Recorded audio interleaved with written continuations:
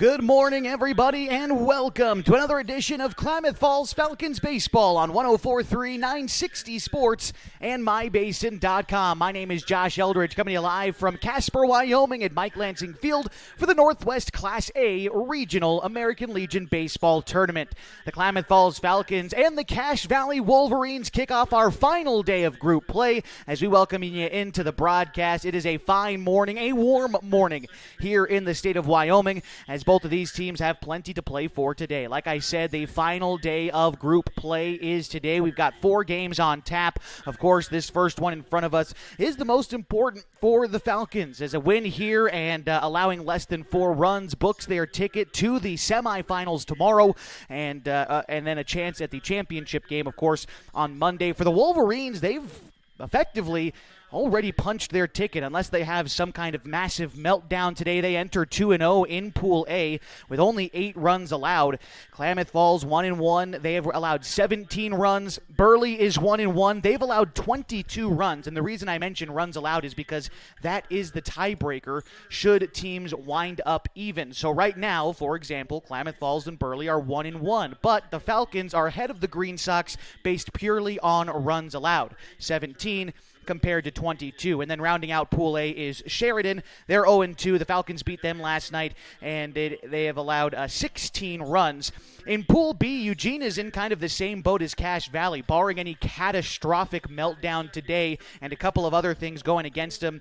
They should be in good shape to take Pool B and be the number 1 seed out of there. They've allowed no runs and a 2-0 record. Belgrade is 1-1. They've allowed 13 runs right now. They have the edge over Service from Alaska, who's also 1-1, but they've allowed 18 runs. The Casper Wildcatters are 0-2, and they've allowed 14 runs. Like I said yesterday, for the Klamath Falls Falcons, a win against the Sheridan Jets, 11-6. And for the Wolverines, a win yesterday against the Burley Green Sox, 13-8.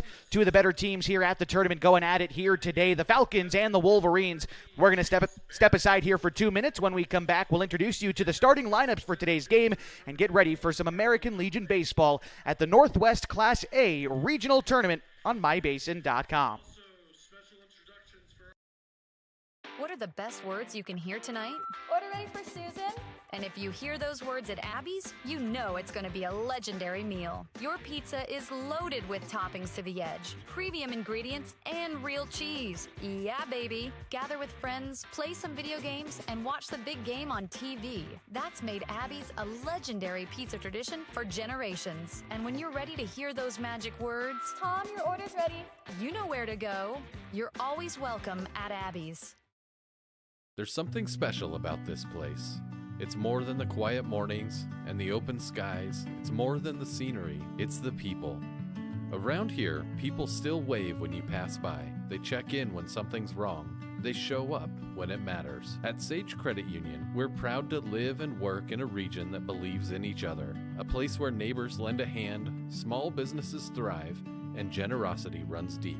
We believe that being part of a community means giving back to it, not just with dollars, but with time, effort, and heart. That's why our employees earn paid volunteer time. That's why you'll see us at food drives, fundraisers, and the local fair. We show up for our community. This isn't just where we work. This is where we live, where we give, and where we grow. Right here, in the coffee shop, at the fundraiser, and in our local branch. At Sage Credit Union, we've found our people. We'll see you around town. At Pacific Power, we can't predict the future, but we're preparing for every possibility. With more extreme weather year-round, we're investing in an energy system ready for what comes next. By strengthening the grid, using smart infrastructure, and drawing from our diverse energy resources, we're not just powering today. We're designing an energy system that's built to weather tomorrow. Energy that makes powering your greatness possible.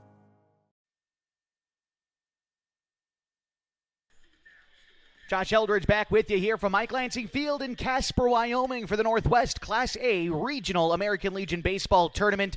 Getting ready for our matchup today between the Cache Valley Wolverines, who enter play 33-5, and the Klamath Falls Falcons, who are 38-7. The Falcons are your home team today, so we'll introduce you to the starting lineup for the Wolverines. Leading off their catcher, Jet Jensen. Jagger Jensen is the third baseman. He bats second, followed by Maddox Jensen, the shortstop, hitting third.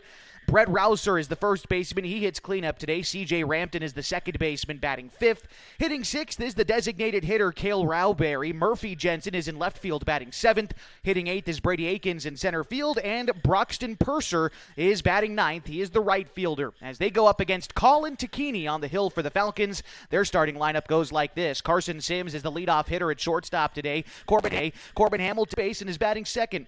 Jacoby Takini hits third and is catching. The third baseman, Ian Meyer, bats cleanup. Hitting fifth is the pitcher, Colin Takini. Ty Teeters is at second base, hitting sixth this morning. Batting seventh is Trustin Thomas in right field. Chase Barrett hits eighth and left. And batting ninth is Harley Hoblet in center field. They are going up against Parker Hodgson on the bump for Cache Valley from Ogden, Utah. And the Falcons, of course, from back home in the basin, the runners-up in the state of Oregon, and ready to compete here today.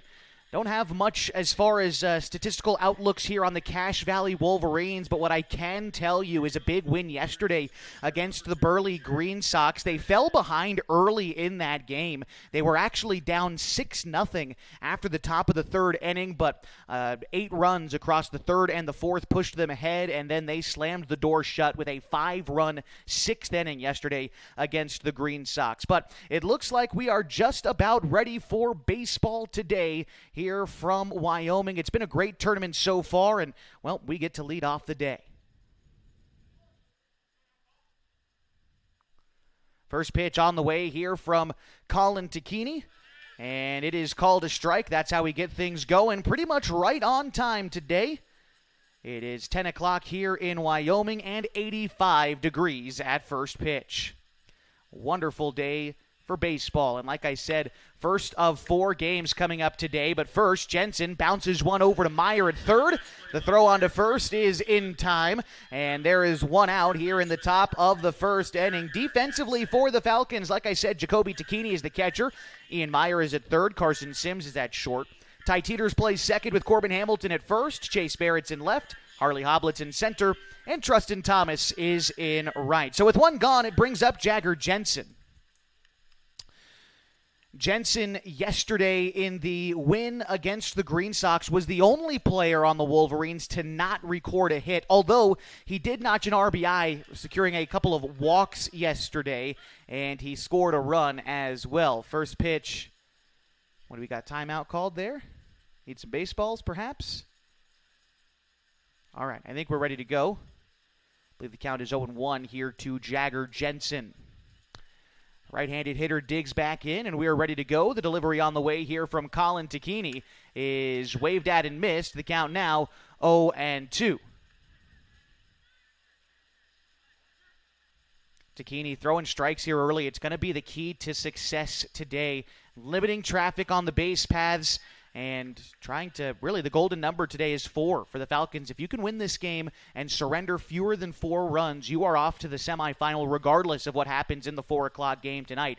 Here's the 1-2 pitch home. That one's going to ring him up and away on the fastball. There's 2 gone as Jensen goes down staring at strike 3, and it brings up Maddox Jensen. Take a look at the numbers here for Colin on the season. He is making his 11th appearance of the season, his 10th start. He's got a 7-2 record and in 47 innings pitched, an ERA of 2.08 entering play this morning.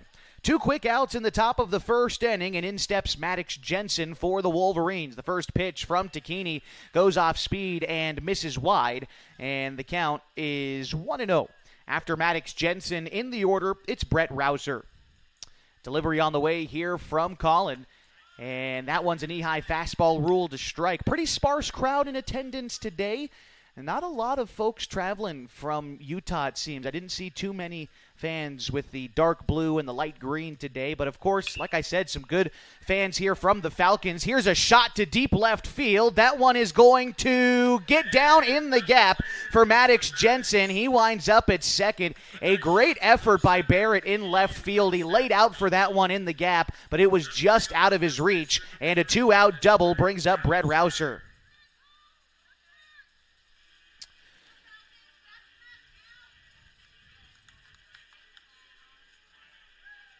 Rouser in the win yesterday against the Burley Green Sox was 1 for 3 with an RBI in that contest, and he also scored a run. Here he's got an opportunity to knock in an early run for his Wolverines after that 2-out double. Brett Rouser digs in here to the right-handed batter's box. Collins steps off before the pitch. But it looks like we're about ready to go. As I was saying earlier, first of 4 games today. I want to get you clued in on the rest of the schedule for this afternoon. Coming up at 1 o'clock local time schedule, the Eugene Ole Athletics taking on the Belgrade Bandits, the representatives from Montana. Here's the pitch. First offering from Takini misses low and away, 1-0. The 4 o'clock game here is between the Sheridan Jets and the Burley Green Sox. Falcons may have to pay close attention to that one depending on the outcome of this game here this morning. And then our nightcap tonight features service from Alaska against the host Casper Wildcatters. Here's the 1-0 pitch. That one is knee-high over the heart of the plate and ruled a strike. 1-1 the count to Rouser with C.J. Rampton due up next should the inning continue. Aboard second is Maddox Jensen after the 2-out double, and Takini comes set. Jacoby sets the target on the outside part of the plate. Takini delivers the pitch. This one's hit well to left field, although playable for Barrett, and he makes the catch for the 3rd out. A 2-out double won't hurt the Falcons this time as we go to the bottom of the 1st inning scoreless at the Northwest Regional Tournament on mybasin.com.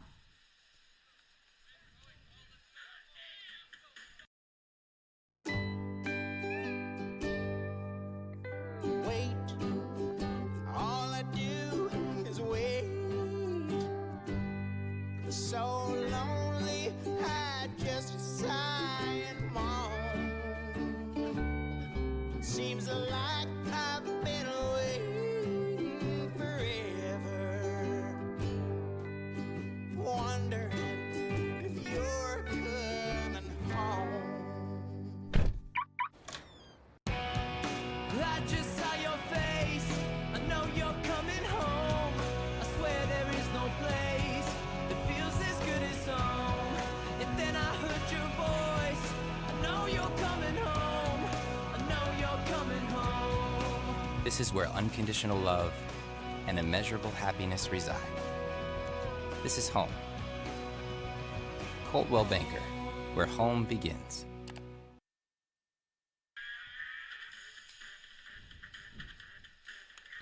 Parker Hodgson on the hill for the Cache Valley Wolverines as they take on the Klamath Falls Falcons today in the final day of pool play at this regional tournament. Carson Sims, Corbin Hamilton, Jacoby Takini set to get things going against Hodgson. Yesterday for the Falcons, a good win against the against the Sheridan Jets yesterday. 11-6 was the final score there for the Falcons, and really relied on one big inning to produce a bulk of their offense. It was a 6-run second inning for the Falcons, but really the bats were working all day long. It's not like it was only limited to that inning. They scored 1 in the first, 6 in the second, 1 in the third, 2 in the fourth, and 1 in the fifth, and a ton of extra base hits yesterday. 7 of the team's 12 hits went for extra bases, and so they were really putting the bat to the ball and driving it a long way yesterday and hoping for more of the same. It's a rematch from last year's Northwest Class A regional tournament. It was actually the first game for the Falcons at last year's regional tournament, and on August 7th, just over 1 year ago, a 7-3 win for the Falcons. And in that game, as he steps in right now, Carson Sims last year was 3 for 3 with 3 runs scored, a double, and RBI last year against Cache Valley. Now, different man on the hill than the Falcons faced a year ago, but having success against this team. Hopefully he can continue it today. First pitch swinging, and Sims fouls that one off, and the count is 0-1. Coming into the ball game today, Carson Sims batting .374 for the Falcons. Like I said, yesterday came up with 2 doubles in that game. Here's the 0-1 pitch to Carson. And a chopper to the left side. Charging is Maddox Jensen, but it eats him up and gets into left field. Carson will make it down to first base. That'll bring up the first baseman, number 12, Corbin Hamilton. Likely be ruled an E6 there on the handle for Cache Valley. Maddox Jensen, the shortstop, was charging, and it just didn't take the right angle for it. So Carson reaches to lead off the first inning, and it brings up Corbin Hamilton.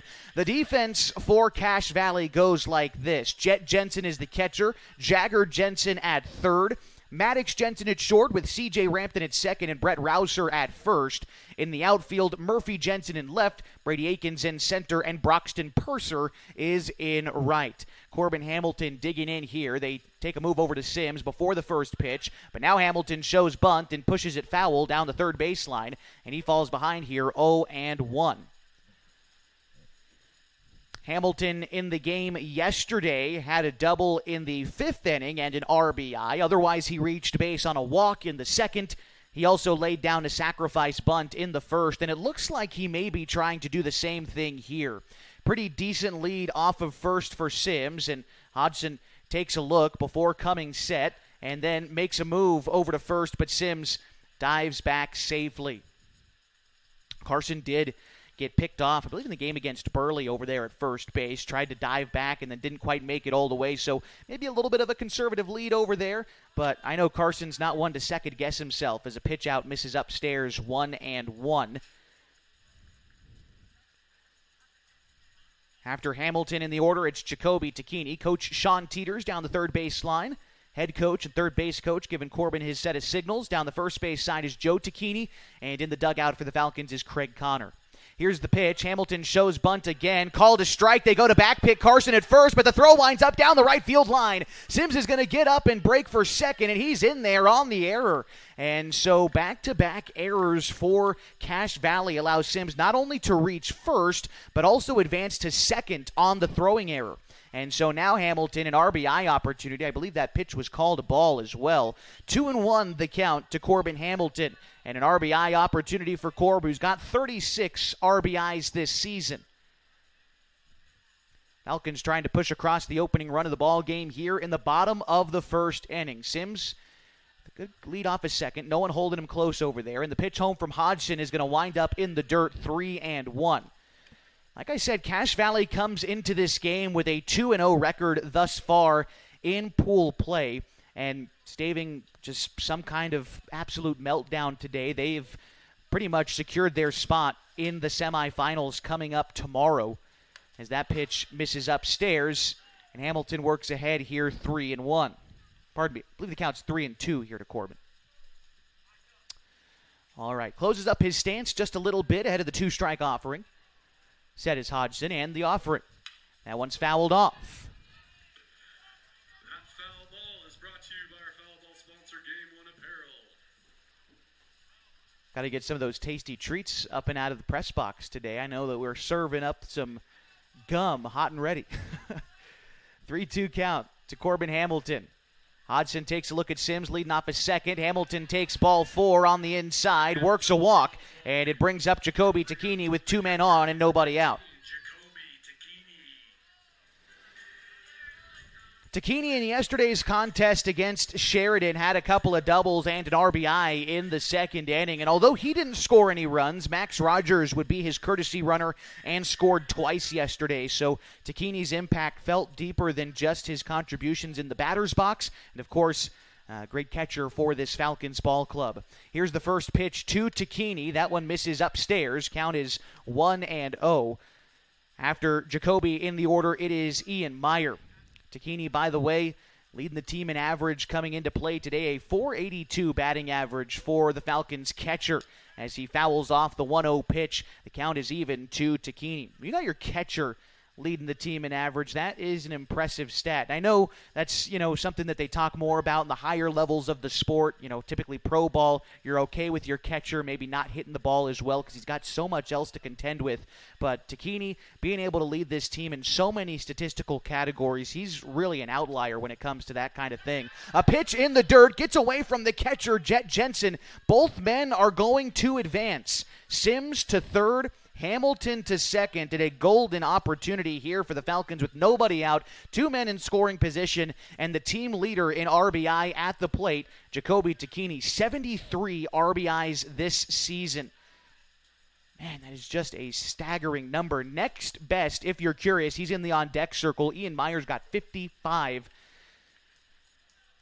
And now Hodgson going to be working out of the stretch, still. Looked like he might have began throwing out of the windup as count is 2-2 now to Takini. He chases the 2-1 pitch up at his eyes. I think might have been swinging for the fences on that one. But at this point, just need to do the job. Try to move these guys over. Sims at third, Hamilton at second. Nobody out, bottom of the first. Hodgson is still working out of the stretch with 2 men on. And here's the pitch. Takini swings and misses at the upstairs heat. They got him to chase at that pitch twice. And it brings up Ian Meyer now with 1 out in the inning. Meyer in yesterday's contest against Sheridan was 1 for 3, had an RBI in the second inning. He also reached on a walk in the first. But Meyer's impact was felt on the base paths yesterday, especially in that first inning. Smart base running stole the Falcons a run, kind of giving himself up there. So Meyer, an intelligent player, otherwise went 1 for 3 yesterday, also grounded out twice. But here, an opportunity to knock in a couple of runs with 1 out in the inning. Meyer takes a pitch on the outside corner for a strike, falls behind 0-1. On the season, Meyer a .474 hitter and 55 RBIs, as we mentioned. And he's also got 11 extra base hits. Pitch to Meyer, misses high, counts even. After Meyer in the Falcons' order is their pitcher, Colin Takini. He waits on deck.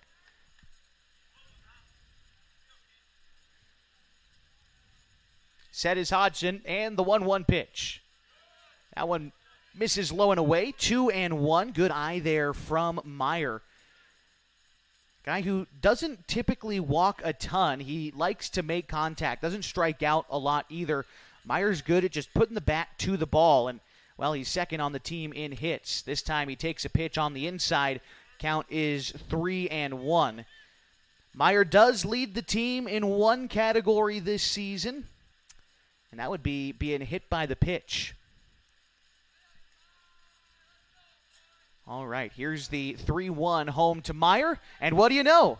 He wears that one on the 3-1 count, and it loads up the bases. Hit for the 15th time this year. And it brings up Colin Takini with the bases juice, the pitcher a chance to help himself out a bit.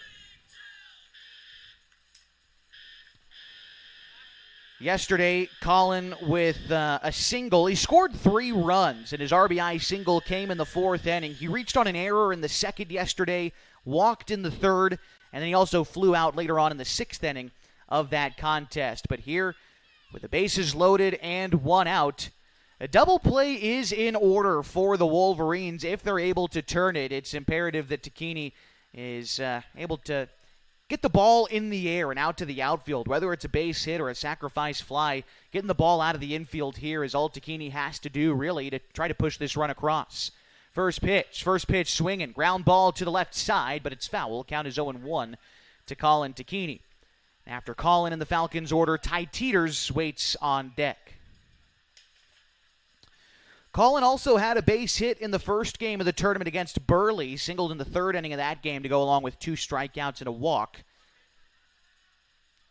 Here's the 0-1 to Colin, a chopper to the left side, gloved by the 3rd baseman. They go home for 1, on to first for 2. A 5-2-3 double play extinguishes the Falcons' rally in the 1st inning. And we'll head to the top of the 2nd next on 104.3 960 Sports and MyBasin.com.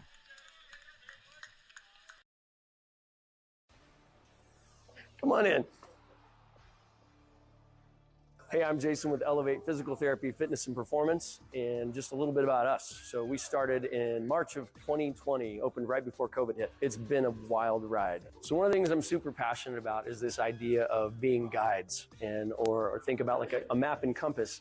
If you think about our job as physical therapists is to take a person who's had an injury and help them kind of go from point A to point B. And everybody's journey is different. It's never a straight line. It's nice to have someone that's been there, that's walked that path before many times. And so we see it as our honor and privilege to be able to walk with patients through those little steps along the way of getting back to doing the things they love. So to get a hold of us at Elevate, you can call our number at 541-887-2030. Check out our website, elevateptfp.com. Or check us out on Instagram, shoot us a message.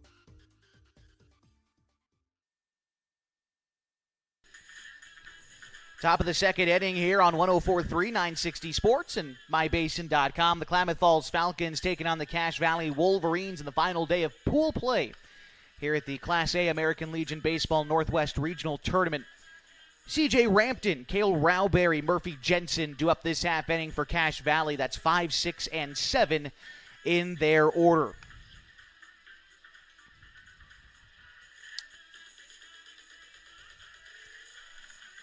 Falcons were able to load up the bases in the bottom half of the first inning, unable to push anything across. So now Takini, who grounded into a double play to end that inning, going to have a short memory and try to lock back in on the pitcher's mound as he goes through Rampton, Rowberry, and Jensen. Yesterday in the win against the Green Sox, C.J. Rampton was 1 for 2 and knocked in a couple of runs as well. Takini falls behind him here on the first pitch. Count is 1-0. Both teams today in white jerseys, which probably doesn't help those of you watching at home. The count is 1-0, and Takini misses outside with the pitch. But Cache Valley has got sort of a vest white shirt with the blue sleeves coming out either side, whereas the Falcons have got the straight-up, full white shirt, white pants, and all that stuff. Takini finally finds the zone on the 2-0 pitch. Counts 2-1 to Rampton. Getting the start at second base today for the Cache Valley Wolverines. Delivery on the way from Takini. That one dips beneath the zone. Count is 3-1. Wolverines did get one base runner in the first after a 2-out double. Takini was able to keep most of the traffic off the base paths, but in danger of a leadoff walk here. The 3-1 pitch home from Colin is a grounder out towards Sims at short. Comes up with the ball, fires onto Hamilton at first, and a 6-3 putout to lead off the second inning. Brings up Cale Rowberry, the designated hitter today for the Wolverines. Yesterday, Rowberry for the Wolverines was absent from the lineup. They batted 9 guys yesterday, or I suppose batted all 9 of their position players, as C.J. Rampton was the pitcher yesterday and hit for himself. Here's the first pitch to Rowberry. It misses away. Count is 1-0. So Murphy Jensen waits on deck. Rowberry bats here from the right side, keeps his hands low in the box, and now the delivery from Takini, a checked swing, and I think whether he went around or not, it looked like that pitch found the inside part of the plate, called a strike regardless. 1-1, the count to the Wolverines' designated hitter. Takini kicks and fires from the windup, graces the outer third of the plate, and gets ahead 1-2. Takini working quickly out there, trying to keep pace. Here's the offering from Rowberry. That one lofted foul to the right side, and the count remains 1-2.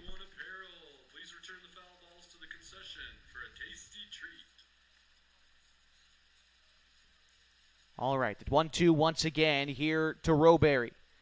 Curveball dropped in for a strike. A beautiful pitch there from Takini, and Rowberry stared at it for the second out here in the second inning. And it brings up Murphy Jensen. Jensen, the left fielder today for the Wolverines. Yesterday, Murphy Jensen was 1 for 3, but had 3 RBIs in that contest and a run scored. Here he bats with 2 gone, and the base is empty, and Takini misses high with the heater. Count is 1-0 in favor of Jensen. Brady Akins is on deck should the inning continue for Cache Valley. The 1-0 on the way from Colin is a curveball on the inside part, 1-1. Colin's got that curveball working here early, and against the righty, good pitch to try to even things up here. The 1-1 on the way. Fastball, knee-high, outside corner, strike 2, and Tacchini working ahead now of Murphy Jensen. Jacoby Tacchini sets the signal, gives the target. Tacchini misses high. That's where Jacoby was setting the target, but you get ahead 1-2, you throw upstairs, might be setting up for something else here on the 2-2 pitch. Collins steps, kicks, and delivers. Curveball just misses for ball 3. Looked pretty good about the knees and over the plate, but a good take by Murphy Jensen on that borderline pitch, and now we get a 3-2 offering on the way from Colin. And this one is a chopper in foul territory. The play is not quite made by Coach Jensen down in the third base coaching box.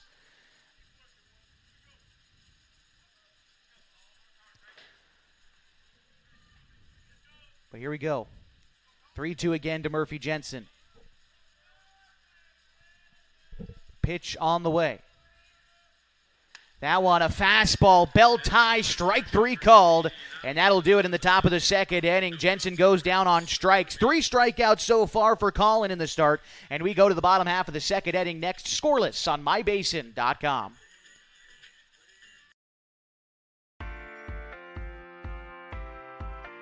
At Geno's on East Main Street, we're always ready for sports season. And now is a perfect time to connect with us. We're open every morning at 6:30, serving simply good food for your breakfast, lunch, and dinner. We offer breakfast burritos and burgers all day, Italian family recipes, monthly specials, amazing desserts, and of course, your choice of cold or hot beverages. Call 884-6474 right now to place a food order for pickup or use DoorDash delivery. Or best of all, come dine in with us. Geno's on East Main, simply good food. Check out our full menu and all our activities at ilovegenos.com. Geno's on East Main, simply good food.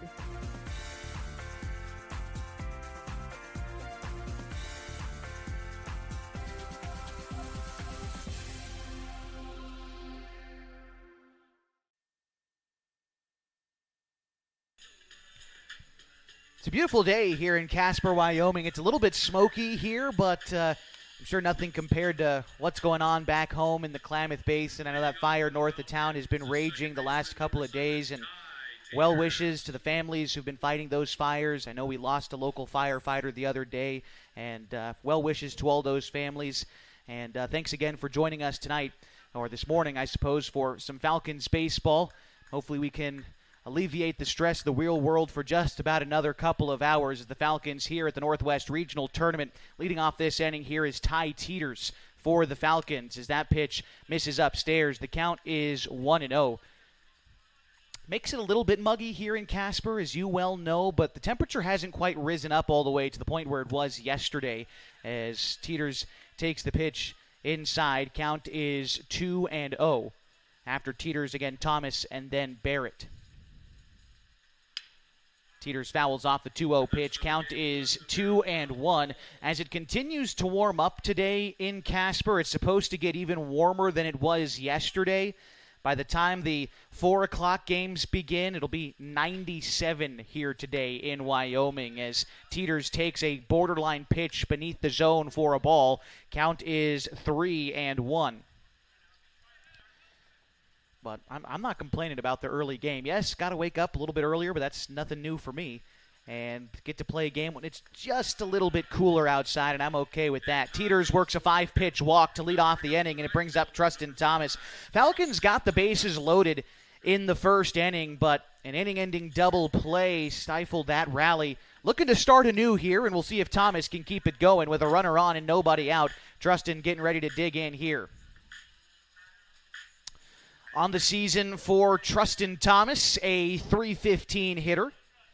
28 RBIs on the season. Yesterday notched an RBI. He went 1 for 4. Couple of strikeouts, but that RBI single came in the 4th inning. And he also flew out in that contest yesterday in the win against Sheridan. First pitch skips away from Jet Jensen down the first base side, but Ty Teeters at first decides to stay put. And the count to Trustin Thomas is 1-0. Last night, the team went out to dinner here at a place in Wyoming, a place I'd never been before, but I think it's a chain called Pizza Ranch. And the team was able to grab a buffet and all-you-can-eat pizza and salad, and they had a huge arcade there. And the 1-1 is taken for a strike to Trustin Thomas. Trustin was the arcade gamer last night. Him and I think it was Hunter Glidden. I don't think I saw them once after we got to this restaurant. They were in the arcade the whole time. And then I see them walking out of the prize counter with a Nerf gun and like a Bluetooth speaker, like a big one that was like 2 feet tall and had light up like RGB lights and all those types of things. I have no idea how much money those boys spent to win that much at the arcade, but I'm sure it was worth it. Thomas looks to lay down a bunt in the 1-1 count. The pitcher comes off the mound, but airmails the throw to first. Taken off for third now is Teeters, who advanced on the bunt, and Thomas also advances to second on the throwing error. That'll bring up your left fielder, number 13, Chase Barrett. Chase Barrett, the Falcons once again get two men in scoring position with nobody out. We'll see if they can cash in this time as Thomas reaches on the error and teeters all the way to third. Barrett, a great opportunity here and a great game yesterday for the Falcons left fielder. 2 for 3 in the ball game, 2 doubles, a run scored, and an RBI. Here's the pitch.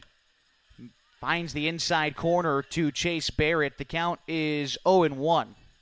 Harley Hoblet is on next as Coach Sean Teeters issues a set of signs down the third base box. Barrett gets ready to dig back in here. Chase on the season is batting .333 this year for Klamath Falls. Set is Hodgson. And the pitch, Barrett looks to lay down a bunt and then pulls back on one that's called a strike anyway, found the outside part. And Barrett now down 0-2. And likely the bunt off now for Chase, as they might have been trying to safety squeeze Teeters home. Try and push across that first run. Bottom of the second, still scoreless here in the first game of pool play on day 3. Pitch home to Barrett. Hit to right field. The right fielder Purser moves over, makes the catch. Teeters is tagging from third. The throw is never going to come. It's cut off by Rouser. Also advancing to third, tagging was Thomas. A sacrifice fly and an RBI gets the Falcons on the board 1-0 in the bottom of the second against the Wolverines. So here's Harley Hoblet with a runner at third and 1 away. Harley scored a couple of runs yesterday, was able to get aboard with a single in the second inning, knocked in a run then. He also scored on that trip around the bases. Then he walked in the third. He was hit by a pitch in the fifth and came around to score then as well. First pitch to Harley is ruled a strike, knee high on the outside corner. And Harley falls behind here 0-1. Hoblet on the season, just a shade under 300 in the average, 294 on the year. 1 extra base hit, 16 RBIs. Pitch to Hoblet misses away. Count is even 1-1. Already 1 run home here in the bottom of the second. The Falcons lead the Wolverines 1-0. Lineup card turns over next. Carson Sims is on deck. Hoblet takes a pitch beneath the zone for a ball. 2-1. Good take there by Harley. That was a close pitch, about shin high over the plate.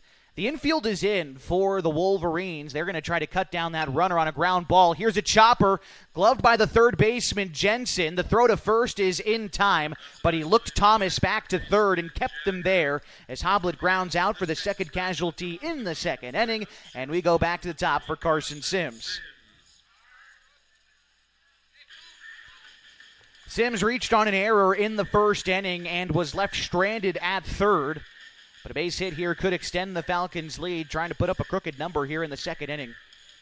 But before we do, it looks like we are going to be getting a visit on the mound for Coach Jensen and the Cache Valley Wolverines. That's 35 pitches for Hodgson. And now we've got Coach going over to talk to the base umpire, perhaps, down the first base side. I'm not precisely sure what that case might be. But regardless, as they discuss things over there, want to remind you today's broadcast on mybasin.com is brought to you in part by Howard's Meat Center, where tradition meets innovation with every cut and every bite of Smokin' H barbecue. When you step through their doors, you're not just entering a meat center, you're stepping back to a time when the quality of the meat and the depth of the customer service was everything. Check out Howard's Meat Center next to Les Schwab Tires on South 6th Street, or Smokin' H Barbecue up by the Tap House by Oregon Tech. I've had those pulled pork fries they got up there. Can't recommend them enough. Good stuff.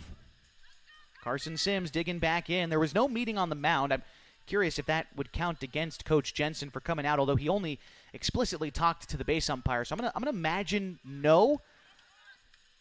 But the infield did have a meeting with the pitcher. So regardless, Sims takes the first pitch inside for a ball, and he works ahead of Parker Hodgson.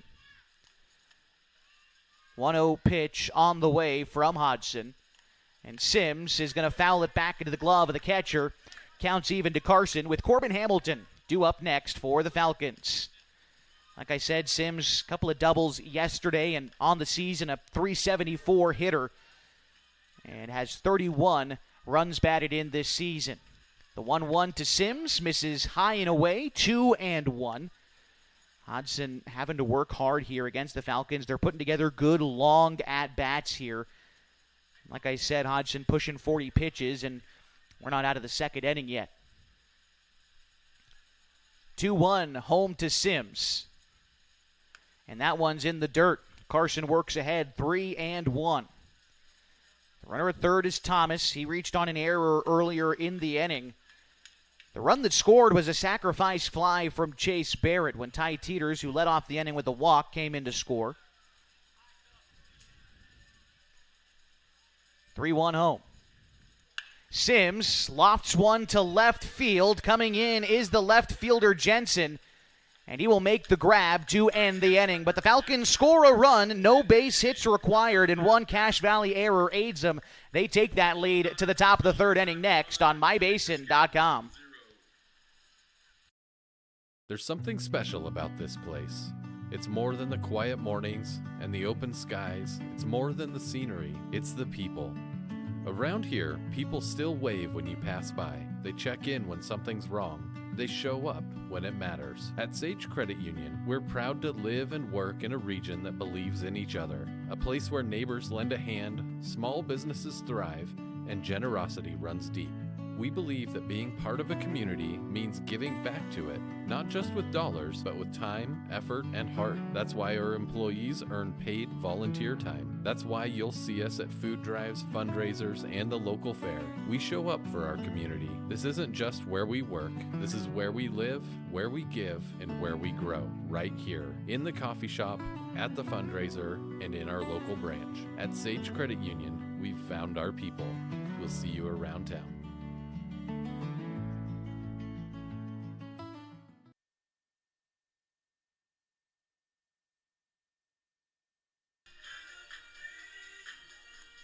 Brady Akins, Broxton Purser, and Jet Jensen due up this half inning for the Cache Valley Wolverines at the Northwest Class A Regional Tournament for American Legion Baseball. My name is Josh Eldridge. Thanks for joining us for today's broadcast. I want to remind you that tonight in the 4 o'clock game, if that game winds up pertaining to where the Falcons may or may not advance to Sunday, again, there's a couple of scenarios in which this might play out to where the 4 o'clock game doesn't exactly matter for the Falcons. But where I'm getting at is if you want to check that one out, there is a local group here broadcasting all the games called mylocalradio.com. And be sure to check them out if you want to watch any of the non-Falcons games this tournament. Takini misses outside, falls behind of Brady Akins, 1-0. Akins, the starting center fielder today for the Wolverines. Here's the offering from Takini. That one is fouled off behind home plate. Count is 1-1 to Akins. In the game against Burley yesterday, Akins was 1 for 4 and had a run scored yesterday. The left-handed hitter awaits the 1-1 pitch from Colin Takini. Curveball misses away, 2-1. Was 9 hits tallying up to 13 runs yesterday for the Wolverines. They did take advantage of 3 Burley errors. Hold that thought. Ground ball to second base. Ty Teeters makes the play cleanly. 1 gone here in the third. That'll bring up the right fielder, number 36, Broxton Purser. Now, the Wolverines were able to score 4 unearned runs yesterday by taking advantage of those 3 errors from the Wolverines. The Wolverines, I suppose we'll flip that. From Burley, who committed 3 errors, the Wolverines were able to capitalize. What I'm getting at is the Wolverines today themselves have already committed 3 errors in the contest. The Falcons have notched 1 run because of it, as Broxton Purser gets ready to dig in. 2 errors in the first for Cache Valley, 1 more in that previous second inning. But for them, can't feel too bad about it, at least not yet, because they're only down by 1, and, well, their pitcher's yet to allow a base hit. Purser awaits the offering here from Colin Tacchini. That one is letter high on the outside. I think it just missed away. Count is 2-1 to Broxton Purser. Back to the top of the order next for the Wolverines with Jet Jensen on deck. We've got timeout called by the batter as Purser wants to collect himself ahead of the 2-1 pitch against Colin Tacchini. Pitch home from Colin is hammered to left, but foul. Count is 2-2 to Broxton Purser. The left-handed hitter awaits the pitch from Tacchini. Out of the windup, Tacchini is going to have one fouled straight back. That was actually towards me in the box. It's like 10 feet to the left here. Might have to get ready to catch a few of these here today. What do we got? Timeout again? Are we out of baseballs? All right, here comes the bat boy making an appearance there on the right side of your screen. They've assigned bat boys to every team here at the tournament.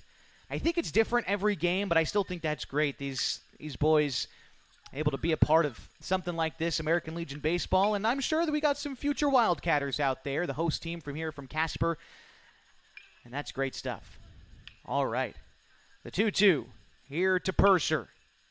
Tacchini delivers. This one is a line drive over the head of Teeters at second, down in the right center field gap. Turning around first, headed for second is Purser. The throw is going to take Sims off the bag, and a double for Purser with 1 out in the inning. And we go back to the top of the order now for Jet Jensen.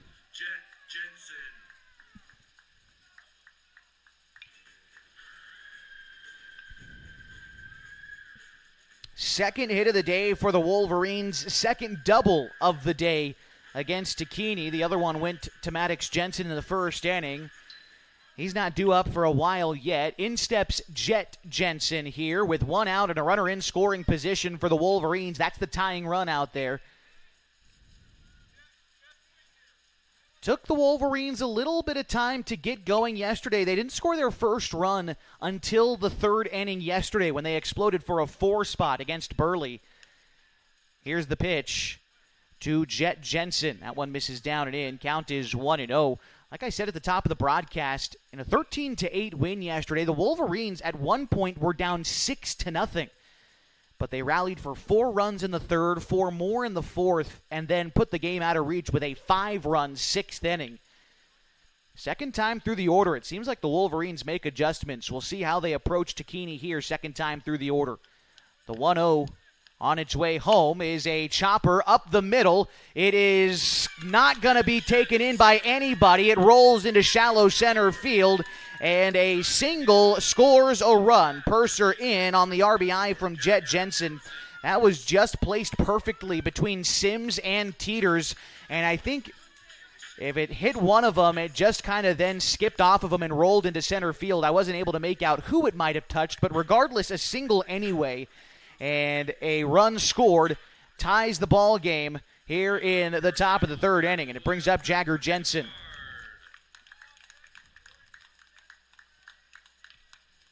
Jensen struck out his first time up against Tacchini today. Double play in order. The Falcons middle infield playing for it. Coach Jensen down the third base side. We'll see if he's got anything going with the aggressiveness of Jet over there at first. It looks like a pretty small lead as we get you back here, the home plate at bat. Pitch from Tacchini. knee high on the inside corner. Count is 0-1 to Jagger Jensen.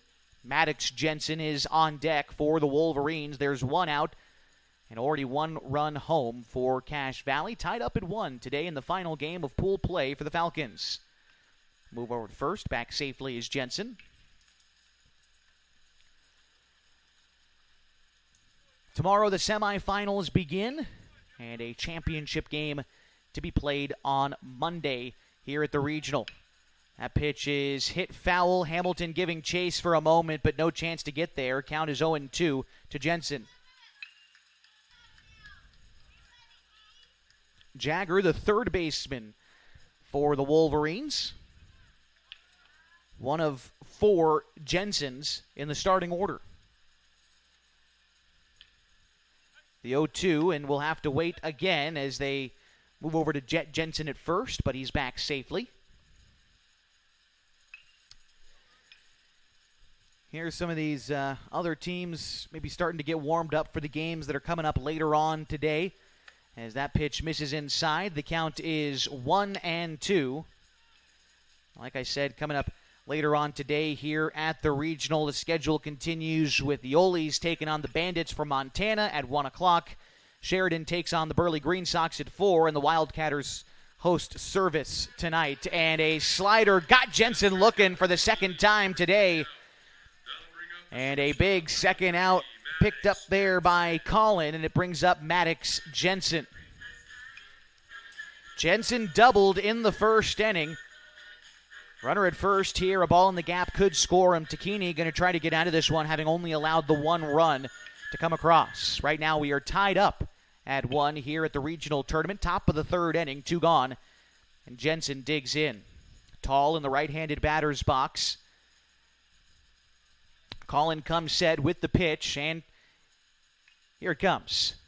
Misses up and away. Might have been a pitch out there as they look to see what Jensen is doing over there at first. He doesn't get a big lead at first, but his secondary lead is quite aggressive. We'll see if we can spot it here as Takini comes set. Like you see there, almost no lead. They move over to him. He gets back easily, but that secondary lead is aggressive.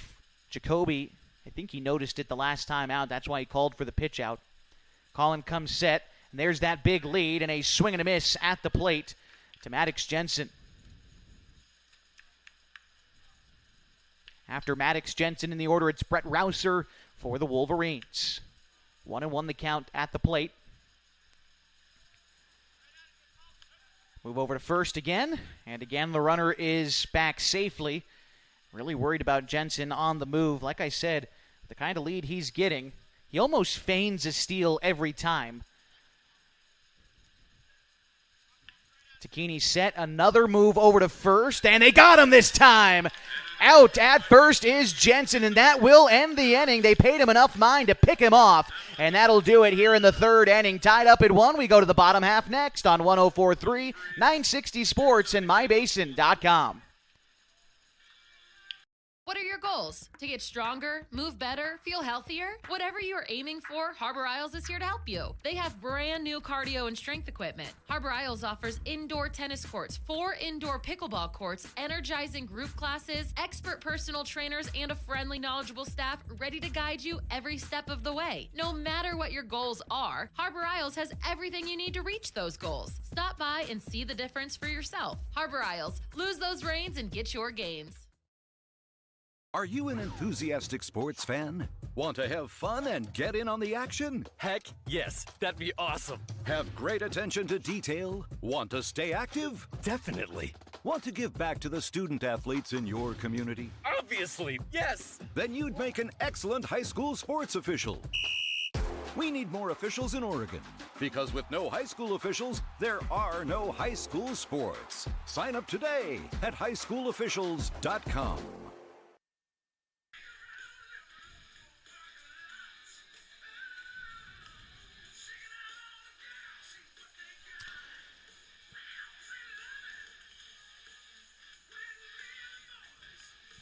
Corbin Hamilton, Jacoby Takini, Ian Meyer do up this half inning for the Falcons. Bottom of the third inning tied up at 1 as the Falcons take on the Cache Valley Wolverines from Ogden, Utah. The Utah representatives here at the regional tournament. Final day of pool play. Falcons needing a win today to keep their hopes alive. Now, granted, even if they lose today, not out of the question that they still advance to the semifinals. There's a lot of things in place, and if you missed my kind of breakdown at the top of the broadcast today, I'll try to give you a little bit of an in-depth look here throughout this third inning as Parker Hodgson finishes up his warm-up tosses. Coming into play today, Cache Valley 2-0 in Pool A, and they've allowed 8 runs. And as I've said before, runs allowed is the tiebreaker if wins and losses don't quite cut it. So right now, Cache Valley entered play 2-0. They allowed 8 runs. Now I suppose it's up to 9, of course. Klamath 1-1. They've allowed now 18 runs. Burley is 1-1 as well. They've allowed 22 runs. That's why the Falcons, even despite losing to Burley on the first day, actually have the edge on them right now in the standings and realistically can control their own destiny today if they're able to win without allowing 4 or more runs. If they do that, they'll be in a good position and mathematically eliminate Burley from semifinal contention. Here's the first pitch to Corbin Hamilton and misses inside to him. The count is 1-0. Now, Burley, of course, is not only hoping that the Falcons lose this game, but hope that they give up quite a bit of runs, even if they win, to keep them eligible coming up on the 4 o'clock game as they play Sheridan tonight, who's 0-2. They've allowed 16 runs. And again, even them, they're not entirely mathematically eliminated either. Here's a grounder over to short, and the throw on to first is in time. Hamilton's the first casualty in the third inning. Brings up Jacoby Takini. In Pool B, which you haven't seen any of, at least if you've only been watching on mybasin.com, the Oregon State champs, the Olies, representing the state well. Got to give it to them. 2-0 here in pool play, and they've got 2 shutouts under their belt. No runs allowed, barring any catastrophe. They are on their way to a semifinal appearance tomorrow and could very well represent the top team out of Pool B. And the first pitch on the way to Jacoby Takini. We'll have to wait just a moment as the pitcher steps off before the pitch. Hodgson now delivers. That one's hit well to right field. That one is going to get down for extra bases as it bangs around the wall. Jacoby Takini with a 1-out double. And a runner in scoring position here for the Falcons in the bottom of the third inning.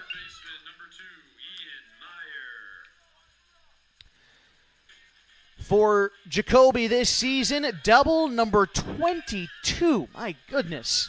Max Rogers comes in to run for him. Just to give you an idea about how Pool B is wrapping up, want to continue that thought for you. Belgrade is the representatives from Montana. They are 1-1 in pool play. They've allowed 13 runs. That's why they have the edge over Service right now, who's also 1-1, but they've allowed 18 runs.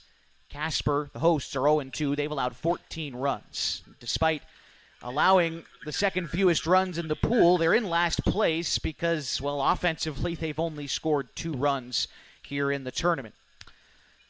Ian Meyer stepping in. He falls behind 0-1. Boarded second is Rogers. The pitcher steps off to look Rogers back, but Rampton nor Jensen are really holding him close, so Rogers gets a pretty sizable lead out there at second.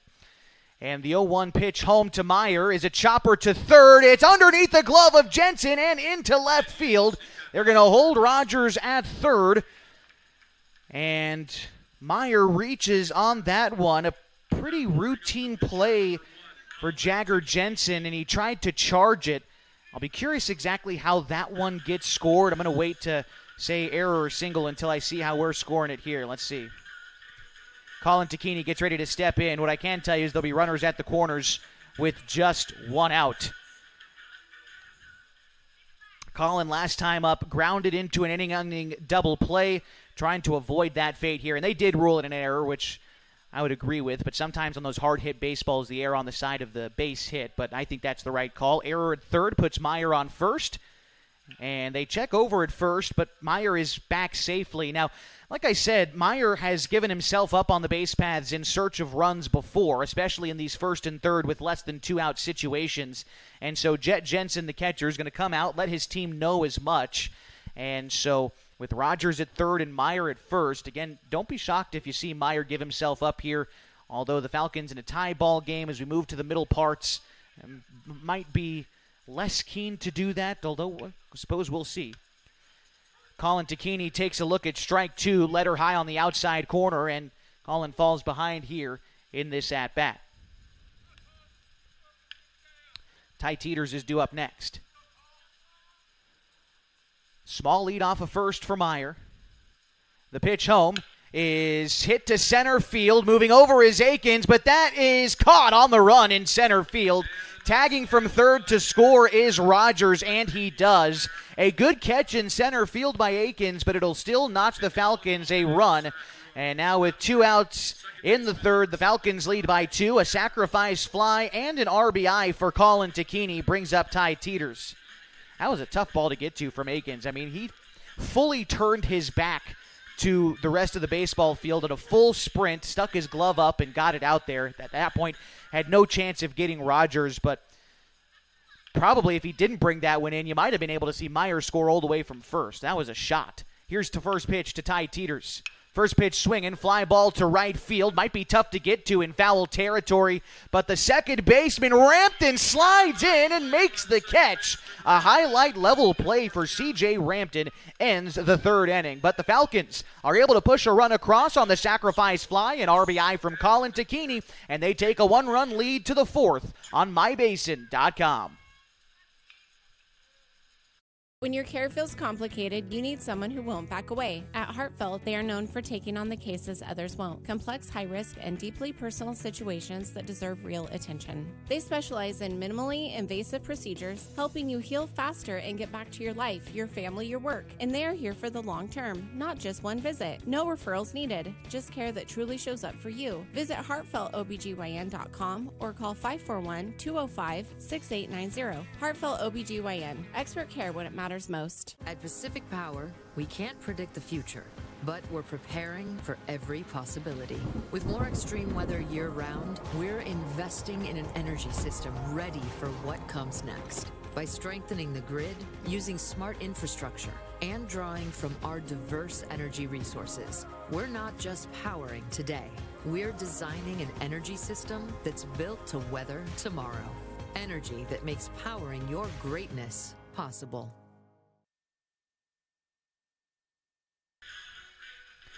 It's the top of the fourth inning here between the Klamath Falls Falcons and the Cache Valley Wolverines. Check the line score for our two teams today. The Falcons have scored 2 runs. They've only needed 1 hit to do it, and they've stayed clean on the defensive end. No errors yet. For Cache Valley, 1 run comes on 3 hits. They've helped the Falcons out with 4 errors on their end.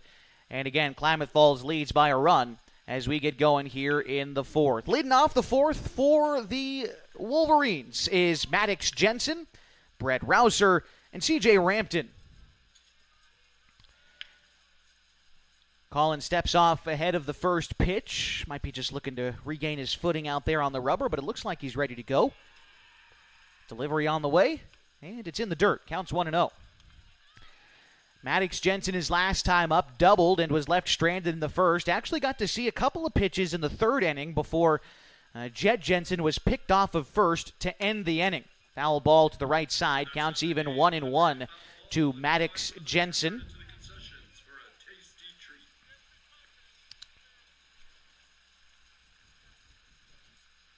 All right, looks like we're ready to go. Delivery on the way from Takini is going to miss away. Counts 2-1. I just realized, and I see the trees blowing out there a little bit for a little bit of wind, but there's no flags out there in center field today. I don't know if someone forgot to fly them or what the case is. So 2-1 is swung on and missed. 2-2 to Maddox Jensen. That was a fastball I think caught more of the plate than Takini might have wanted, but Jensen swung over the top of it for strike 2. That's kind of a bummer. No Old Glory out there today. The 2-2 misses upstairs. 3-2.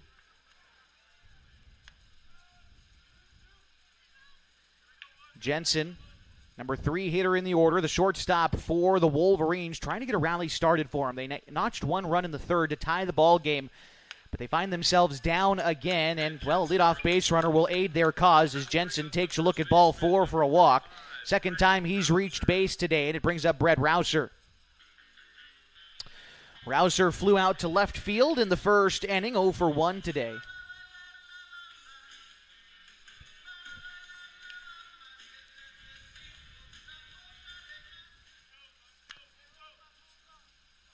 This ball club from Utah, like I said at the top of the broadcast, I think one of the better teams at this tournament. I mean, you get to this point in the year and everyone is a good ball club. I mean, there's no ways about it, but the Wolverines entered play today with a record of 33-5. Here's the pitch home to Rouser, and a curveball will miss in. The count is 1-0, and coming into this contest, winners of 6 consecutive ball games dating back to the beginning of the Utah Legion State Tournament, where they ran right through that tournament with no problems and continued to win their first 2 games here at this event as the 1-0 is taken for a strike. Count is 1-1. At the state tournament in Utah, they won their first game 20-1. They won their second game 7-0. They defeated the Trappers 8-7 and then 6-2 to wrap up a championship in the state of Utah.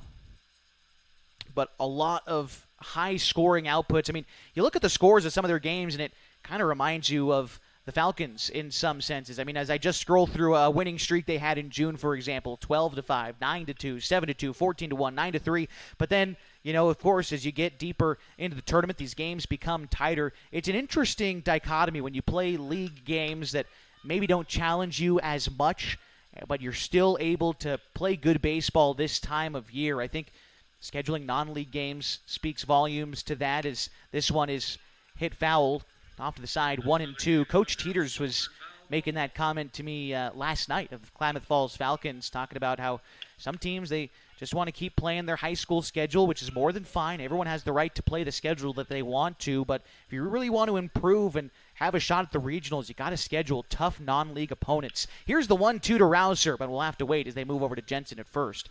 Both of these teams, and I think frankly everyone here does that, and so when you have those lofty goals, have to challenge yourself, find those challenges. The Falcons did in the middle parts of the season, especially at the state tournament. As that pitch is going to miss upstairs, 2-2. Takini tried to go with the curveball to Rouser to get him looking, but took a pitch upstairs. Good take there by Rouser. Count remains. Rampton is on deck. Nobody out in the inning. Runner aboard at first is Maddox Jensen. And the 2-2 home from Colin Takini is again hit foul. Count stays 2-2. And in fact, one of the teams that the Falcons scheduled in non-league play today is also here at the regional. The Olies, who are putting on maybe the best show of any team here yet. Like I said, through 2 games, they've yet to allow a run. The 2-2 pitch on the way to Rouser is popped up in the infield. Well, might be just shallow right field. It looks like Thomas is going to make the catch a bit deeper than I had initially thought. And hey, as I look in the outfield, looks like they've risen the flags. How about it? Love to see it. All right, 1 gone in the inning. It brings up C.J. Rampton. I don't know if they were listening to the broadcast or what, but I'm not bummed out anymore. We got the flags blowing, and the wind, as it seems, is continuing to blow as it does here at Mike Lansing Field, which is out to right field, and kind of a more shallow right field as well. It is 342 to right field, 352 to left field, and 390 to straightaway center field. All right, 1 gone in the inning. Rampton digging in here. Rampton, his last time up, grounded out to lead off the second inning. Takini steps off, looks the runner back to first, and now gets back on the rubber. Every run mattering at this point in the tournament. Falcons lead 2-1. Here's the pitch. It's fouled off. Counts 0-1. Rampton was the pitcher yesterday in the game against the Green Sox. Rampton, in the start, was able to pitch 3 innings, gave up 8 hits and 6 earned runs. Didn't get the win.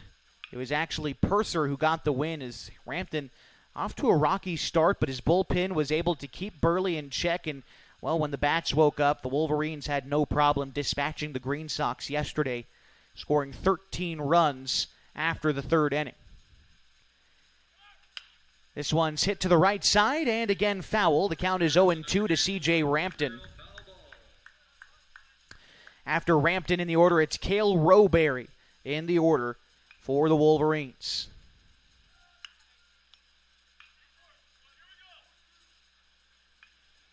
Getting set in is Rampton. Takini takes a look at the runner at first. Not a huge lead for Maddox Jensen over there. And the pitch home from Colin misses high, 1-2. And again, these Jensen boys, they take aggressive secondary leads. And with the way that they do it, it really does almost look like they're stealing every time. And I'm trying to do my best to describe it for those of you listening on 104.3 and 960 Sports. But for those of you watching on mybasin.com, you can see it there. That lead off of first, and a strike is called, and that was strike 3. And it rung up Rampton for the second out in the inning. A up-and-in fastball jammed him up, didn't even swing at it. And brings up Cale Rowberry. After a leadoff walk, Takini gets a fly out and a strikeout to keep him at first. And Rowberry is 0 for 1 today with a strikeout himself.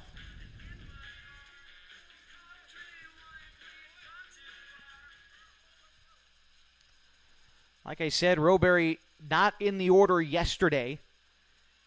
And already 0 for 1 today. Trying to get something going for Cache Valley after the leadoff walk. Another move over to first, and again back safely is Jensen. Maddox Jensen on first. Murphy Jensen is on deck.